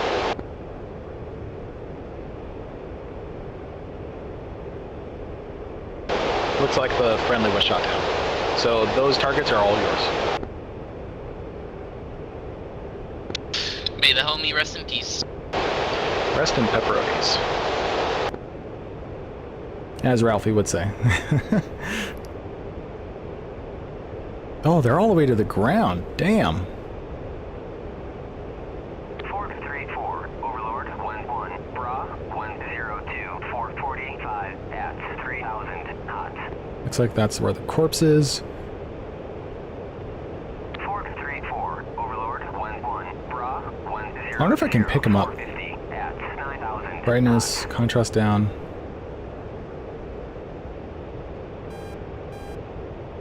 Or if that'll help. I feel like that doesn't do anything. Uzi, 9-1, request bogey dope. 434, Overlord, 11, Bra. Uzi, 9-1, Overlord, 11, Bra, 075 for 140 at 3,500 knots. Overlord, 11, Uzi, 9-1, request picture. Yeah, I don't see anything. Not much help. I'm trying to see if I can spawn anything, but I don't see anything on the pod just because of the clouds. 1, Uzi, 9-1, request bogey dope. Uzi, 9-1, Overlord, 11, Bra, 07. Yeah, I've got one here, Angels 15, going cold right now. Yep, affirm. It looks like something popped up for just a second on the jamming channel. Request picture. Yeah, that was him. I locked him up, so he freaked out. Okay. 2 groups. First group at bullseye 269-430 at 3,500. Additional group. Surprised that the radar's. I mean, it's a Strike Eagle, but I'm surprised the radar's, still holding this guy, even though he's cold. Yeah, I mean, technically we still have closure on him. But yeah, you would think it would drop a lock by now. 4, Overlord 1-1, Bra 122-429 at 3,500. It's okay, altitude. Just the best radar in the game. Yep. 434, Overlord 1-1, Bra 116. There was the second guy, but I lost him ever since he went down to like Angels 3. Yeah, he's probably limping back home. He's probably low on fumes, or running on fumes. 120-150 at 22,000 knots. 434, Overlord 1-1, Bra 157-4100 at 30,000 knots. 434, Overlord 1-1, Bra 157-4100. Overlord. That's weird. Doesn't let me zoom in if I slave. Is that slave to the... No. 157-4140 at 7,000 knots. 434, Overlord 1-1. Nice. Bra 158-4130 at 7,000. That actually slaves to it really well. I mean, I'm manually adjusting relative to it. Once we reach 40 miles, I'll peel off to the left and let you get a radar map. Unless you want me to do it, I can do it as well. I'll leave it up to you. But yeah, I would like a radar map just to have targets to look at. 434, Overlord 134, Overlord. Yeah, I have eyes on this guy with a T-pod. 4,000 knots. 200 Fox 3 times 2. What was the 25, thing? that's, Does it look like he's leaking at all? I don't see anything spilling out the back, but I do see lights. What looks like lights. So that usually indicates their RTV. Request picture. Like there's a faint glow to him, as if he has nav lights on. 7 groups. First group at Bulls 255. Yeah, that could be his engines, considering it's infrared. Yeah, and rear aspect as well. Yeah, that's true. Well, again, it was like TDC depress is to, I think TDC depress is this? Crap. I forgot what I said to TDC depress. WSO, that's full. That's full, that's half. There we go. TDC switch depress? That's not the one. Castle. Okay, maybe TDC switch depress is what I want. Okay. Should allow me to area track, but it isn't. Why isn't it allowing me to area track?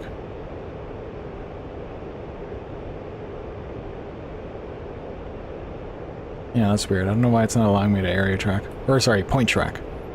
434, Overlord 1-1, Bra 178-490 at 20. I mean, for someone who's RTB, he is doing a good job of keeping away from us. 434, Overlord 1-1, Bra 140-190 at 35,000 knots.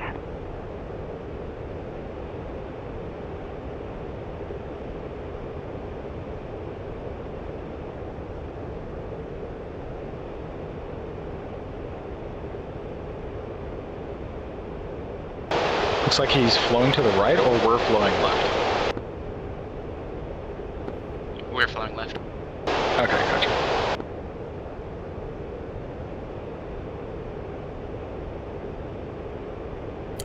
Oh, what the hell was that? Oh, he must be taking ground mapping now. 434, Overlord 1-1, Bra 145-150 at 35,000 knots. Just a heads up, I lost him. I don't know where he's at anymore. Yeah, no worries, no worries. If you want to go ahead and take control of the air-to-ground radar, I for some reason can't right now. Sure. At 35,000 knots. Overlord 1-1, Dodge Let's see. Oh. I can't either. It says radar in use and it won't let me just take it.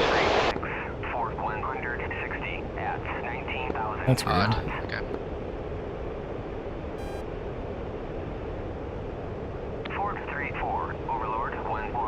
Okay, there we go. I got it. Alright, yeah, I undesignated that guy on the radar.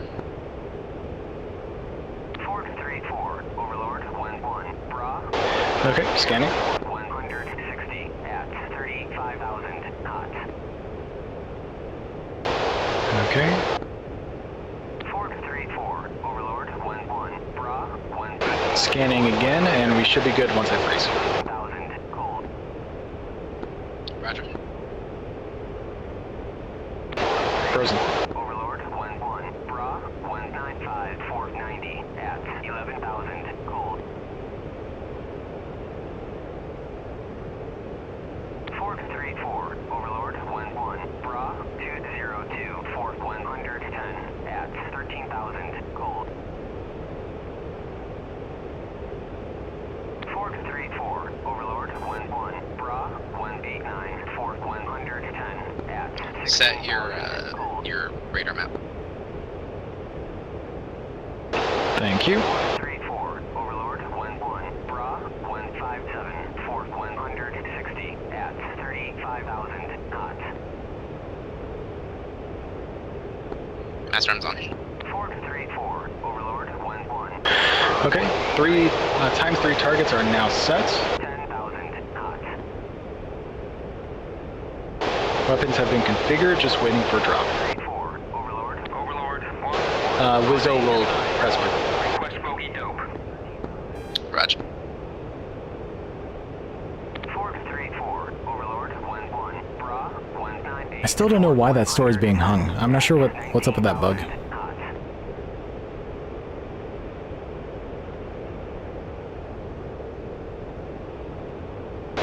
30 seconds.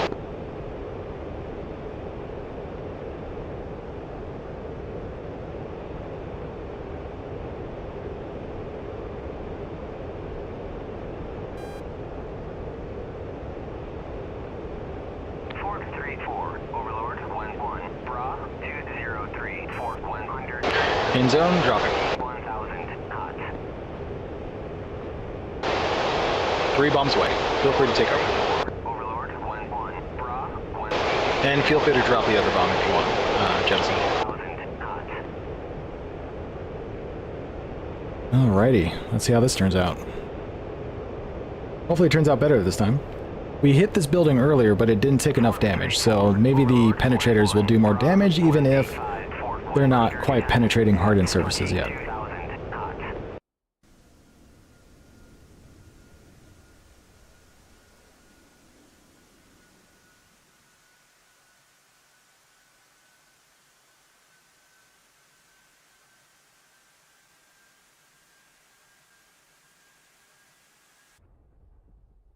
Uh-oh. Uh-oh. There we go. Switch to this. Oh, come on, dude. Did they look like they went through the buildings? Shack times 3. Strangely, they looked like they went through the buildings instead of hitting the buildings. 90 at 25,000 knots. So unfortunately, I think that means no damage, which could be part of the bug with these particular bombs. Well, that's disappointing. Yeah, that is really disappointing. Well, good news, we killed a SA-18. Oh, neat. So at least they did something. That works. Oh well. Might try the curve. How badly I bend the wings. Since the F-15E is my main plane, I think maybe moving to no curve might be the way to go because of the wing bending thing. Yep, understood. Think of brightness and contrast, nav FLIR makes me feel like a super... I know, right? It's actually so nice to have, but it's especially nice in the Harrier with the FLIR that does target detecting, because it highlights potential targets with a chevron. And it is so useful to find hidden targets. SA-11 start spiking us, I was like, yep, we're out of here. Yep, understandable. No need to tempt fate on that one.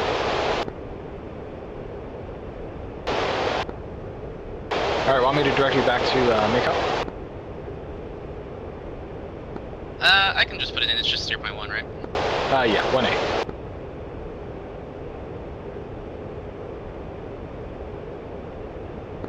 Raj, just let you kick back and relax. Sounds good. Actually, that's a good point. My butt is getting sore again because we're getting close to the 2-hour mark once again, just like last stream, and this is right around the time I start needing a break.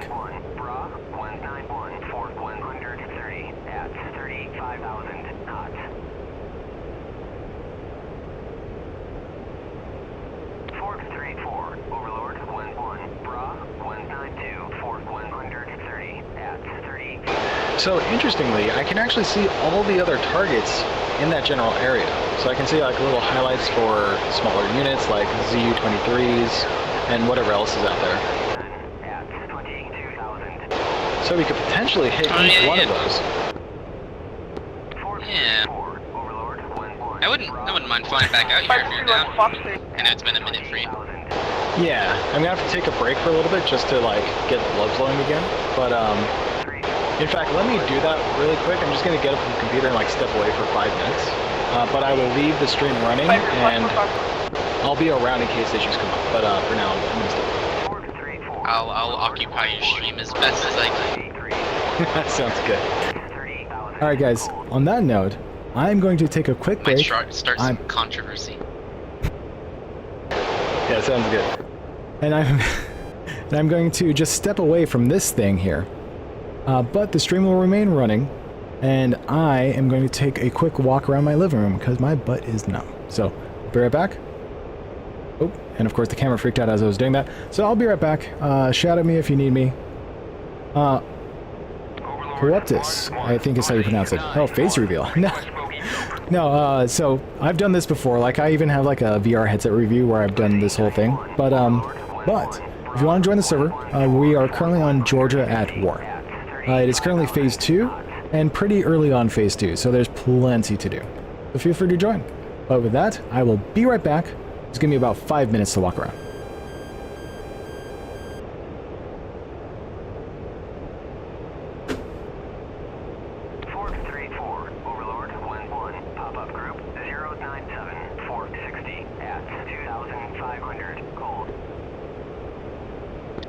Just me in the chat now. How's it going, chat? How's it going? Me personally, it's been pretty good. It's been pretty good. I had college classes today. A little math was pretty easy. But yeah. Tell me how you're doing, chat.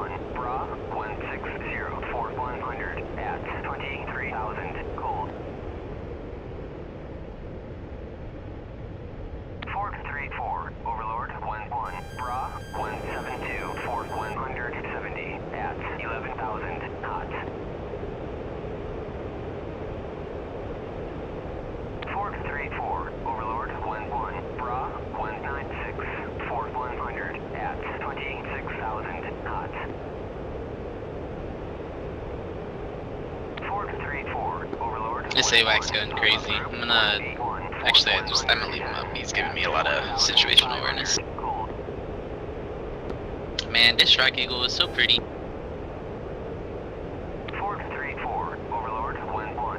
Pop-up group 215-490 at 1,000. Much better than any F-16. I'm kidding. 434. Wait. 1 Bra 150-490 at 24,000 gold. 434 Overlord 11 Bra 155-100 at 20,000 gold. All right. 434 Overlord 11 Bra 168-160. And I am back. Hot. Oh, and just in time for an ad to play. So sorry everyone who is about to experience an ad. 76-4110 Rest in peace. 1,500 gold. Ah, head is Imagine cold. not having YouTube Premium. I pay YouTube money for no reason. 434 Overlord 11 So what do you even get for that? Do you actually get nice benefits for having YouTube Premium? 8,000 hot. Okay, so my dad pays for our family plan, Overlord 11 and for what I get out of it, for the amount of time I spend on YouTube, it's very worth it. Like, I don't have to have any ads. We get YouTube Music for free as well. Well, free, quote unquote, alongside it. But honestly, just like not having to deal with the ads on any device is really nice. Gotcha. Would you say YouTube Music is a good Spotify replacement? Bra 181-100. It's a good replacement for like Spotify. Like I used to have Spotify, and Spotify was great. And I would say Spotify has a better algorithm than YouTube Music does, and maybe a better UI. But they're very similar. They're very similar for the most part. I see, gotcha. Better than Apple Music. I haven't seen Apple Music since I owned an iPod, and that's some time ago. And that was before it was called Apple Music. It was just load MP3s into your iPod. 1,180 at 24,000 gold. I just did remember myself. when I was growing up, I had a little MP3 player that had like, oh gosh, I want to say like a couple hundred songs on it, but I only ever listened to one and I can't remember the name of it. But I remember the lyrics to it too.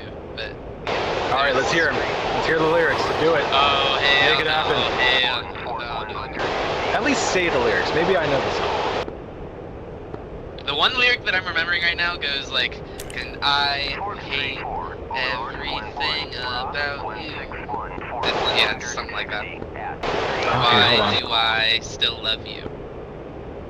It's like it's a rock song though. 434 Overlord 11 Bra 182. Pretty sure the song is called like "I Hate Everything About You" or something.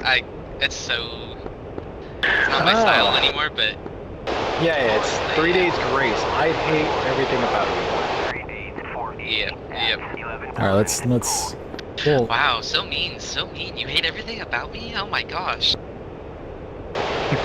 I'm about to listen to this song again. I know I've heard this before. I just can't remember it, so I'm gonna listen to it. But I can't play it on YouTube, so I need to mute my mic just in case. I'll give you some low-level flying with it too. 434 Overlord 11 Bra 172-100 at 19,000 knots. 434 Overlord 11 Pop-up group 133-490 at 8,000 gold.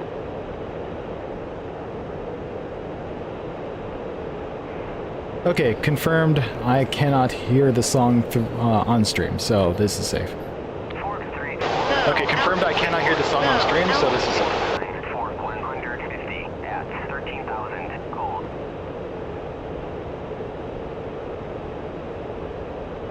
434 Overlord 11 Bra 146-110 at 22,000 gold. 434 Overlord 11 Bra 172-110 at 13,000 gold. Everything about you. Yeah, that's right. Wow, I haven't heard this song in years. Okay, yeah, I know that. Well, been years since I heard that song. My god, that's a throwback. 14 years ago is when that video was uploaded. Oh yeah, it's an oldie. Excuse you. Hey, I grew up with it. You know. Yeah, I was just casually listening to this while I was in my mother's room, you know.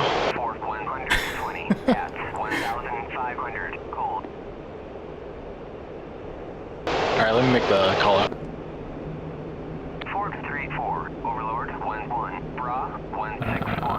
249.5. Not a single soul in sight.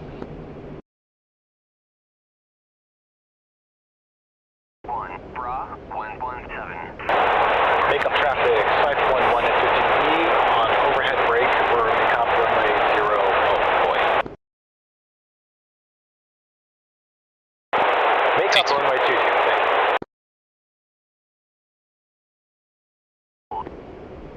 I always forget the runway numbers. It's always like 04 or 22 for like multiple aircraft. Yeah, if I ever do that call, I'm just sitting in F10 looking at the runway. Yeah. I really should do that before trying to check the runway. I don't know why it's 2-2, because it's really actually 2-1, but, you know. It's magnetic declination or inclination. It's based on magnetic heading, and magnetism changes over time. So, like one year it could be a degree this way, another year it could be a degree that way. At some point, it will get so far off that they will have to repaint the numbers, but that's a long time. Nah. It just, put the wrong Overlord 11 Bra 160 for 140 at 24,000 knots. 434 Overlord 11 Bra 168 for 100. There's a lot of smoke around here. 16,000 knots. 434 Overlord Suchi. 11 Bra 152 for 80. Suchi traffic 5200's departing on runway 24 about midfield. Be flowing east. Overlord 11. So what I'm thinking for this next go at it, what we can do is we can load up on no fuel tanks. We'll do times 3 GB31s, then times 6 GB38s, and that should be pretty good. Alright, sounds good to me. Because we'll have fuel for days anyways, like we're barely touching the... Well, I mean we did come back with noticeably less, but still. And Suchi 200's flowing to the east, switching over to 253. Oh, we're a little high up. Yeah, I was gonna say that 5-degree line is pretty high. You got this, I'm sure it'll be fine. Your landing so far have been buttery smooth. Much appreciated, much appreciated. Good amount of effort went into them. And of course, now that I've jinxed you, let's see what happens. No, you're good. Like your gear not out or something. Hey.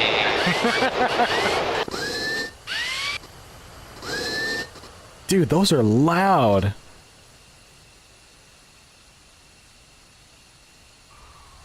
Very nice.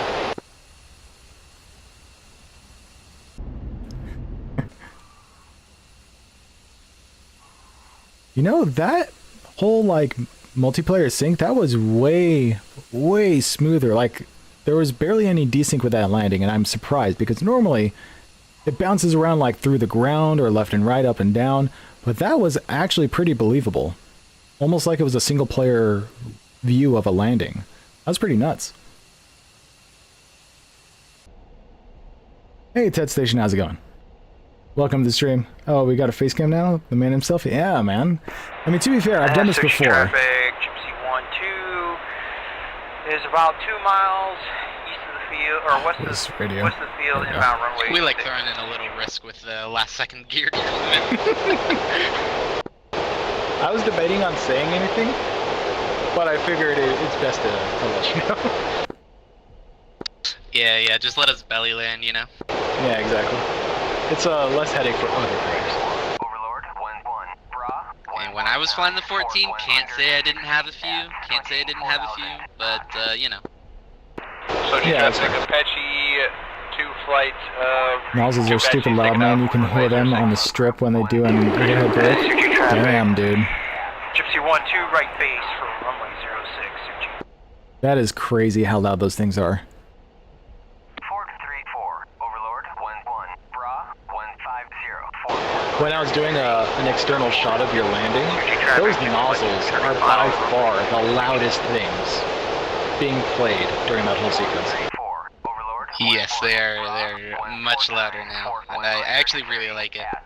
Yeah, it gives you a nice little bit of feedback about the plane.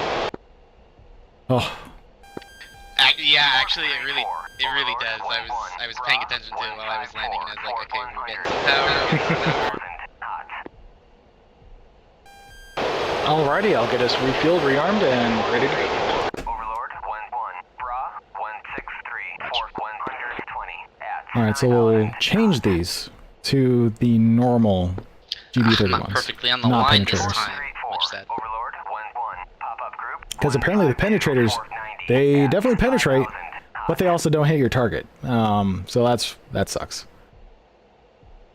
Ford 3-4. Overlord, 1-1. Bra, So normal GB21s. Oh wait, hold up. We need GBU38s here. GBU38s here. Full fuel. We're good on countermeasures. And centerline will be another GBU31. Non-penetrator. Request refueling. Alright, rearming, refueling. Request rearming. 3-4. Overlord, 1-1. Now remember, we do not have fuel tanks, so do your best to conserve on fuel. So what you're saying is when I go defensive, jettison my fuel tanks. Got you. Ford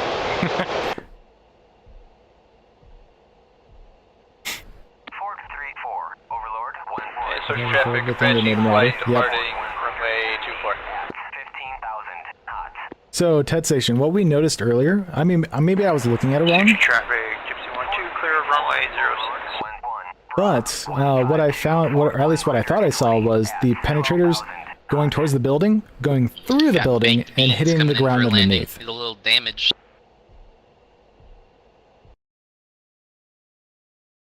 Oh, Baked Bean.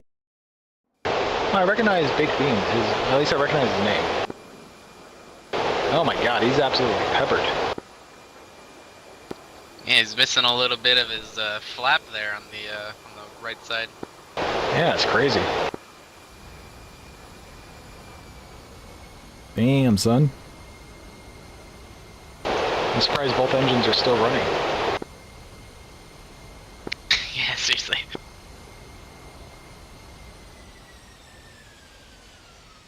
Oh, that almost looked rough.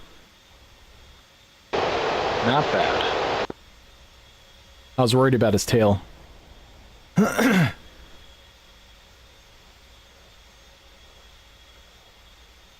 Oh, weird. I've not used them against anything but ammo depots. Yep. DCS might have penetrators super simply scripted to just punch through the building until it reaches the ground. Yeah, so... yeah. I wonder if that's part of the reason why they don't damage the building is because technically they're not hitting the building, they're hitting the ground, and splash damage isn't a thing for buildings, I believe. At least not those kind of buildings, like the workshops and the... oh boy, I forgot the name of the... One is called a workshop, the other one is called... something else, but those large structures, I feel like they are not touched by splash damage, hence why they did no damage, since technically, even though where they dropped was the ground underneath them, it was still considered splash damage and not a direct hit, which is dumb. Oh, I don't know if you're listening to this stream, but I have a theory. I have a theory that the penetrators did not damage the buildings because they technically did penetrate the buildings, but in a way that they effectively clipped through them and hit the ground underneath them. And since it wasn't a direct hit on the building itself, and I'm pretty sure buildings don't take splash damage, at least not those buildings. So as a result, because they don't take splash damage and they did not technically get hit directly, that means they were not damaged at all by the penetrators. Yeah, Tech Combine. Tech Combine, that's the one. That That is a theory, and that's a very possible truth there. You are right. It is Tech So Combine. if that was the truth. Yeah. Well, so hopefully the non-penetrators don't phase through them. Maybe that's part of the issue, but we'll see. We shall. Okay, it looks like we're all loaded up now. Yep, all loaded up. In fact, I'm going to go ahead and start plotting our targets. Overlord 1-1, Bra 156, Fort 160 at 28,000 knots. B-38s, direct. Fort 3-4, Overlord 1-1, Bra 4-2, GD3. Love how loud that is. 130 at 31s 28,000 will be there. Direct, step, nose, tail. Fort Then 3-4, 38s will be direct. Fort 150 Sorry, yeah, direct, step, nose, tail as well. Overlord 1-1, Uzi 9-1, request bogey dope. Alrighty, now let's go to M2, smart. Uzi 9-1, Overlord 1-1, Next station. Bra 121, Fort 100 Let's at flip through all of these. 24,000 knots. Ah, it's ignoring the middle one. Why is it new? Did I forget? Maybe that's why. Maybe I forgot to select the middle one. Air to ground. No, I didn't. We're gonna select that. Smart weapons. Searching traffic, Gypsy 1-2 is taxiing over to runway And then we 24. will do that. Transfer. Let's see if it transfers. It should. Roger that. Security forces are loaded, pushing to target warehouse. And then select that. Next station. Transfer. Fort 3-4, Overlord 1-1, Bra 154, Fort 150 at. So bad news, it looks like the center GB31 is now hung. Fort 3-4, So if you want, we can actually just unequip it. Departing runway 24, or departing out to the west searching. See this guy flaring off. He was engaging his VTOL engines there for a second. 3-4, Overlord 1-1. Damn, that dude is just taking off again with all that damage. At 28,000 knots. You go, baked beans. You go. It must be minor. So do you want me to rearm it just to get rid of that center one, to get it out of the way? Or just drop it mid-flight? I'll just drop it mid-flight. Sounds good.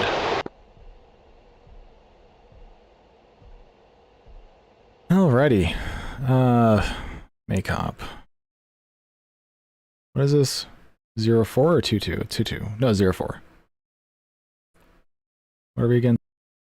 Make-up traffic, 511 F-15E, taking active runway 04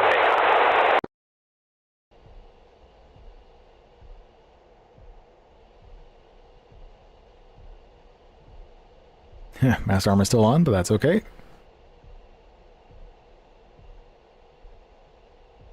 Alrighty, so now that those have targets stored, let's store the other targets that we care about for the GB-38s. In theory, I should be able to just do this. One target. Fort 3-4, Overlord 1-1, Bra 154, Fort 150 at 18,000. Radar transfer. Next station.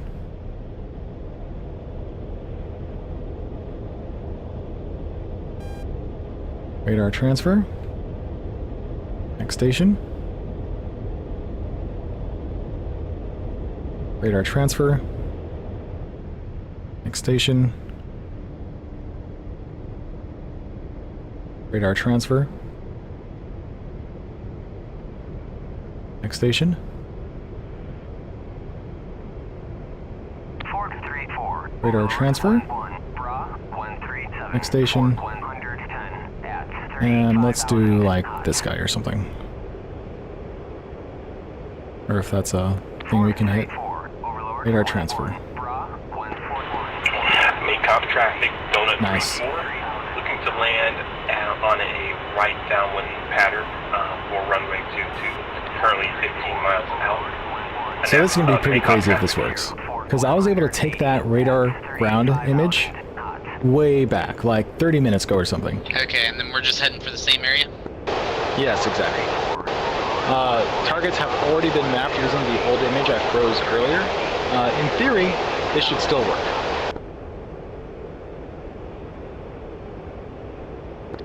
Roger. Overlord 1-1. Bra 144. 7 point, right? At 12.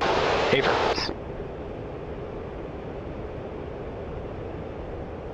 Overlord 1-1. Uzi 9-1. Request bogey dope. 170 at 12,000 knots. Here we go. Moment of truth. Well, not moment of truth. We still have a ways to go, but still. 110 at 12,000 knots. So for this little venture, I recommend 30 plus thousand feet, if not higher. On the downwind for runway 06. Let me change this to 253. What? Excuse you? Didn't like the decimals or something? Okay, we're now on 253. But yeah, so I'm thinking we can probably ingress to the target area at about 35,000 feet maybe? 40 if you can. Save as much fuel on the way in, well, so you can step on the gas all the way there. And we can just glide effectively the rest of the way back. 434 Overlord. Not like actual glide, but you get the idea. 100 at 50. No, I'm turning off the engine.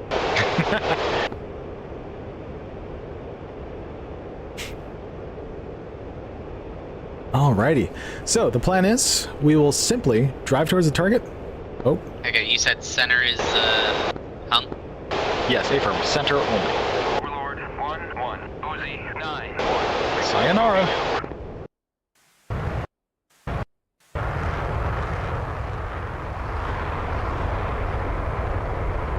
450 at 27,000 knots.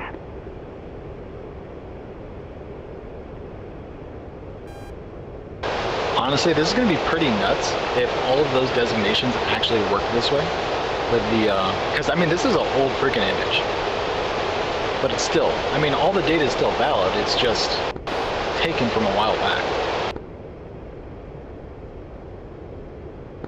Yeah, hopefully, I wonder if that's we're on a Eggy, target. but hopefully there's no real INS issues. Yeah, that's true.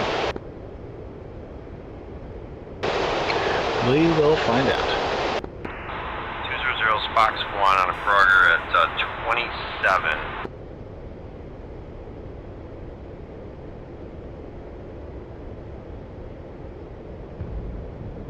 Okay. Let's see if it works out that way. I mean, I know there is INS drift that happens, but because we're getting a feed from the EGI, so the GPS systems, global positioning satellite systems, it should be fine, I think. Just make sure that the elevation is good, otherwise it'll miss by a country mile. Yes, and I believe the elevation is good, but let me just double check. I can always update that anyways. So this is our target. 20 Fox 3. This is 1462. And let's take a look at what it says. 1462. Next station. Okay. Wow. Well, I'm glad you called that out. Because that says 4242.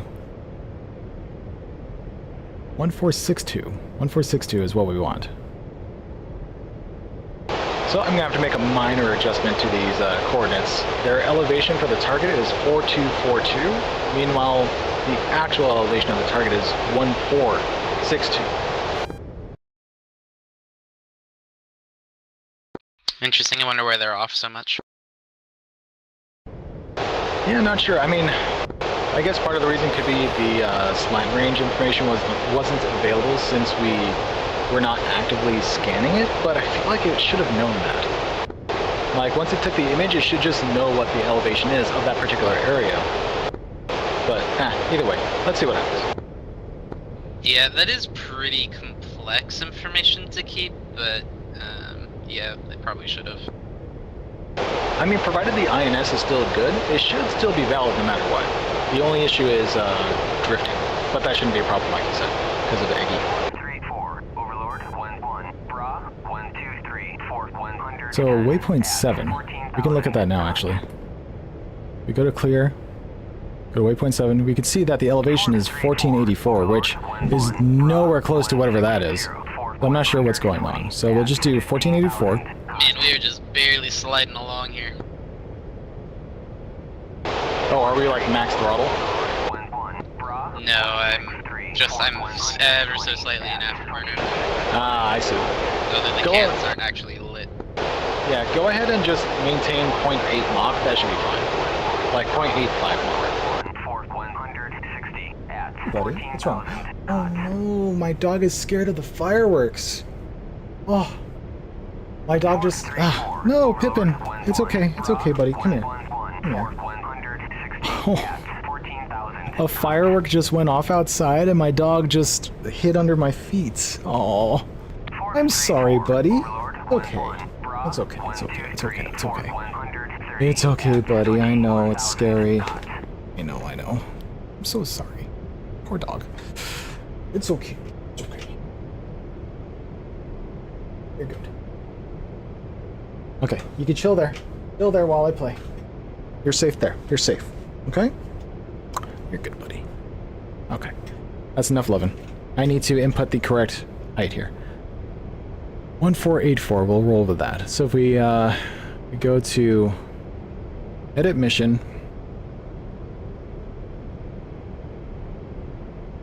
and type in 1484, and then go down to the elevation, and then it's edit. Would you like to grab an updated radar map in case any targets have moved? Yeah, that's actually probably a better way to go about it. It might actually be faster that way too. 1, Bra, 141, 180 at 35,000 knots. Undo doesn't work apparently.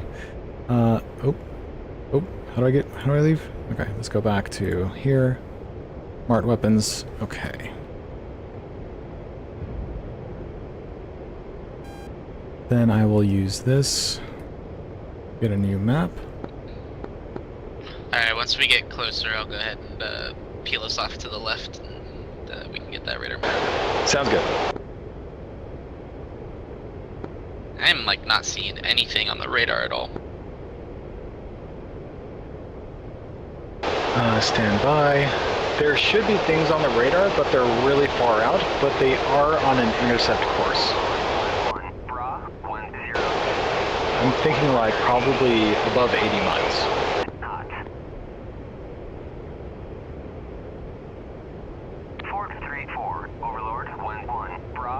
Yeah, I mean, we're getting calls for 135, 180 miles. 434, Overlord, 11, Bra, 149, 180 at 35,000. I wonder if I could just do that. If I do this...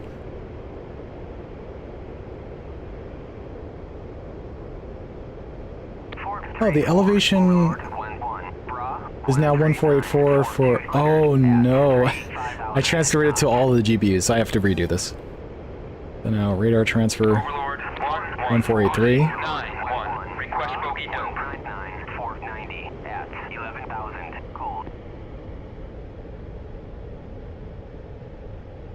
Next station.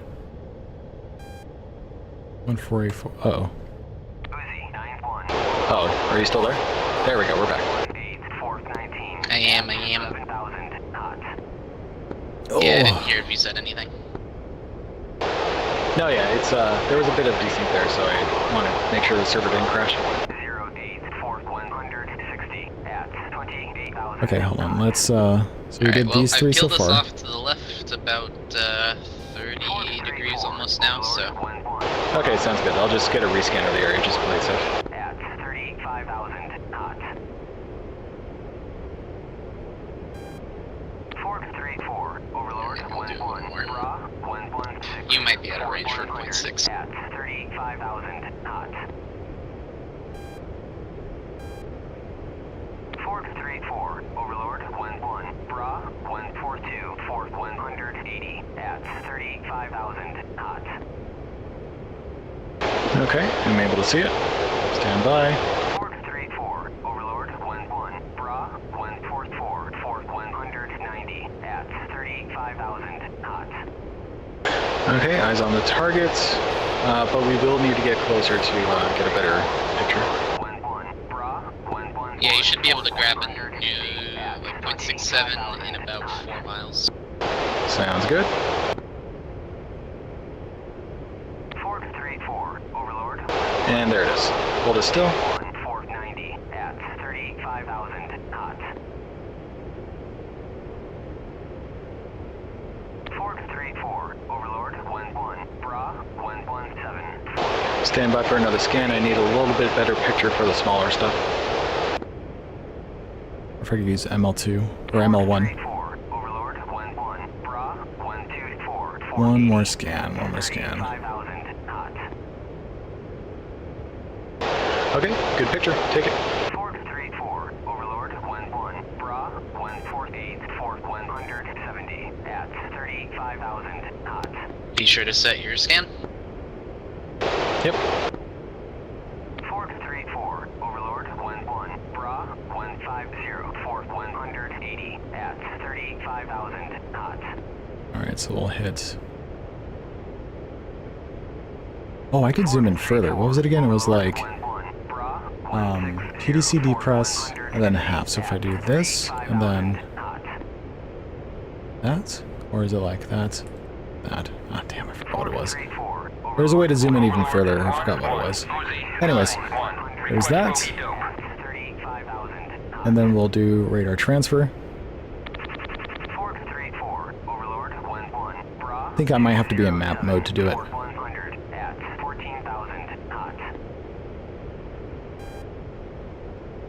Radar transfer.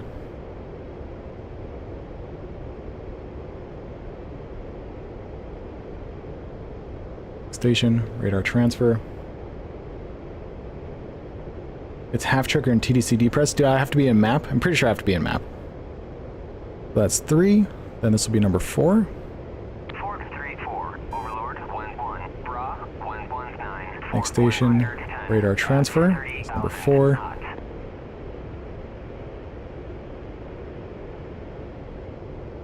Next station, radar transfer. 5. And then this will be number 6 here. Pretty sure this one's already dead, but doesn't hurt to try anyways. Next station, radar transfer. Okay. Alright, small targets set, get in the big ones. 434, Overlord, 1-1, Bra, 137, 450 at 35,000 knots. We'll hit this guy. Radar transfer.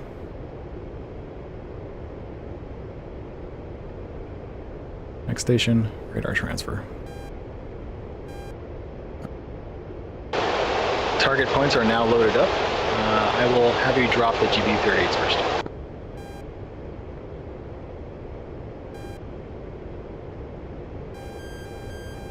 Roger. 434, Overlord. Okay, waiting for pickle. I'll go ahead and pickle when ready. 130 at 15,000 knots.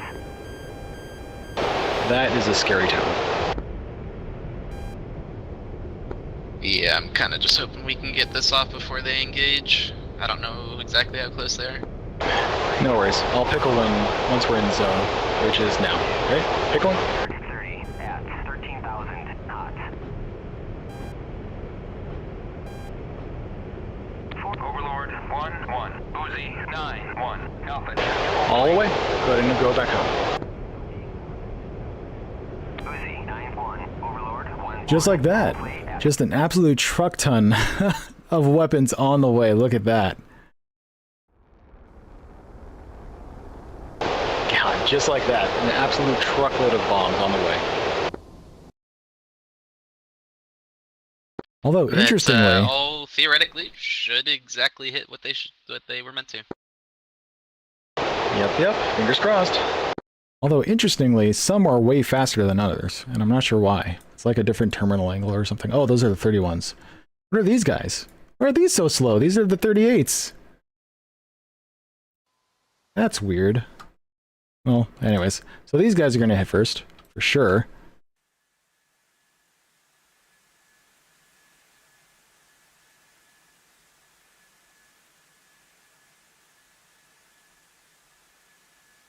And we will. Damn, that bomb's going 750 knots. Yeah, they're supersonic. Dude, that's so scary, getting hit by a supersonic missile. You don't even hear it coming. Or a supersonic missile.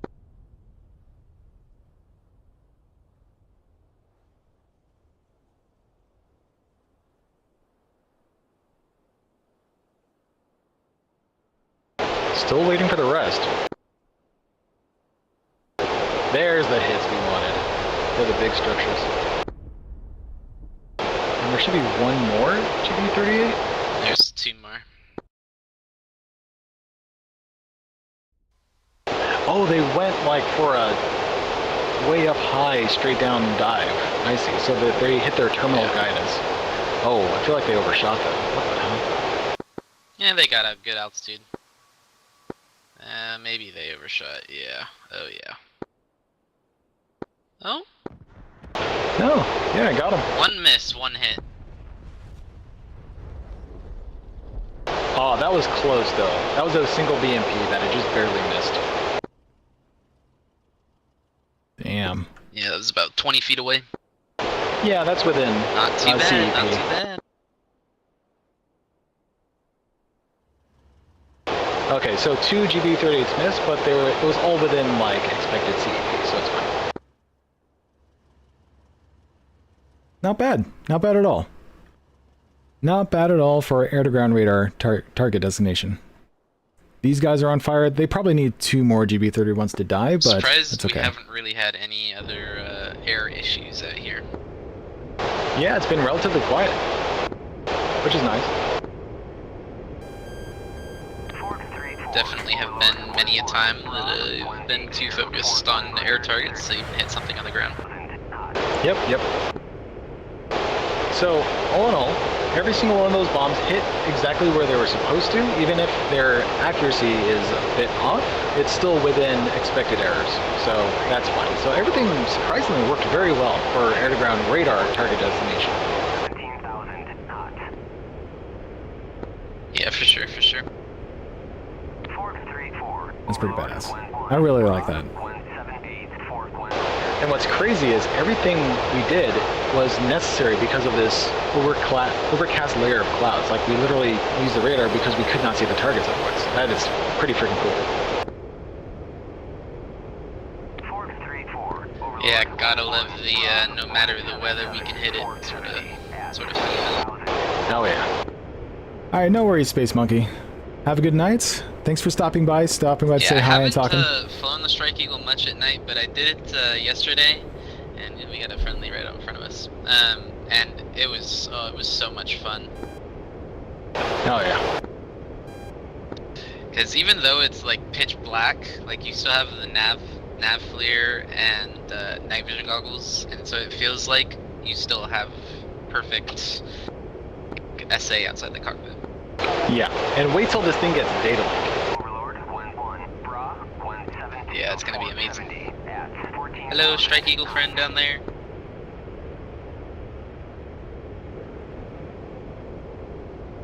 Is he off our nose or something? He's at our 9 o'clock now, just passing behind us now. Low. 434, Overlord, 1-1. Oh, I see his contrail. He, like, barely went under our intake, so I can't see him. Yeah. Yeah, I didn't notice him until he was, like, 5 miles away. Yeah. You're hungry? Did you not have lunch? What the heck? Okay, you want to get going? Okay. Alright, so unfortunately, I will actually have to call it an end to the stream. My fiance is hungry, and, I mean, to be fair, so am I. It's about dinner time. So, thank you for the flights, thank you for the piloting, it was a lot of fun. We did a really good job, buttered all those landings, even if we almost turned into a belly landing once, but it's all good. Hey, we don't remember that. We don't remember that. All right. Well, I'll give you a chance to say goodbye to the chat before I sign off, and then that'll be it. Bye, chat. It's been a good one. Been pretty easy. We don't remember the belly landing. Okay. Well, near belly landing. We don't remember that. Thanks for flying with me. Yeah, for sure. Thanks for flying. Have a good one. You too. Alrighty. Gonna disconnect from SRS. Alrighty, everyone. So, for those of you who have joined, thank you for joining, thank you for watching, thanks for stopping by and saying hi, and even if you didn't, thanks for lurking, because I always like it when people enjoy the content I make. So for anyone who stopped by, please consider giving a like, giving me a subscribe, giving me a follow, whatever it is YouTube is asking you to do nowadays. And tune in next time for some more DCS World gameplay, but do note, I do plan to stream one more time today, late at night, my time, so probably in a couple hours from now, and I plan to do some Modern Warfare 3 multiplayer. So if that's something you think is interesting, keep an eye out for another stream session, but otherwise, I will probably see you tomorrow. So take care, guys. Have a nice day.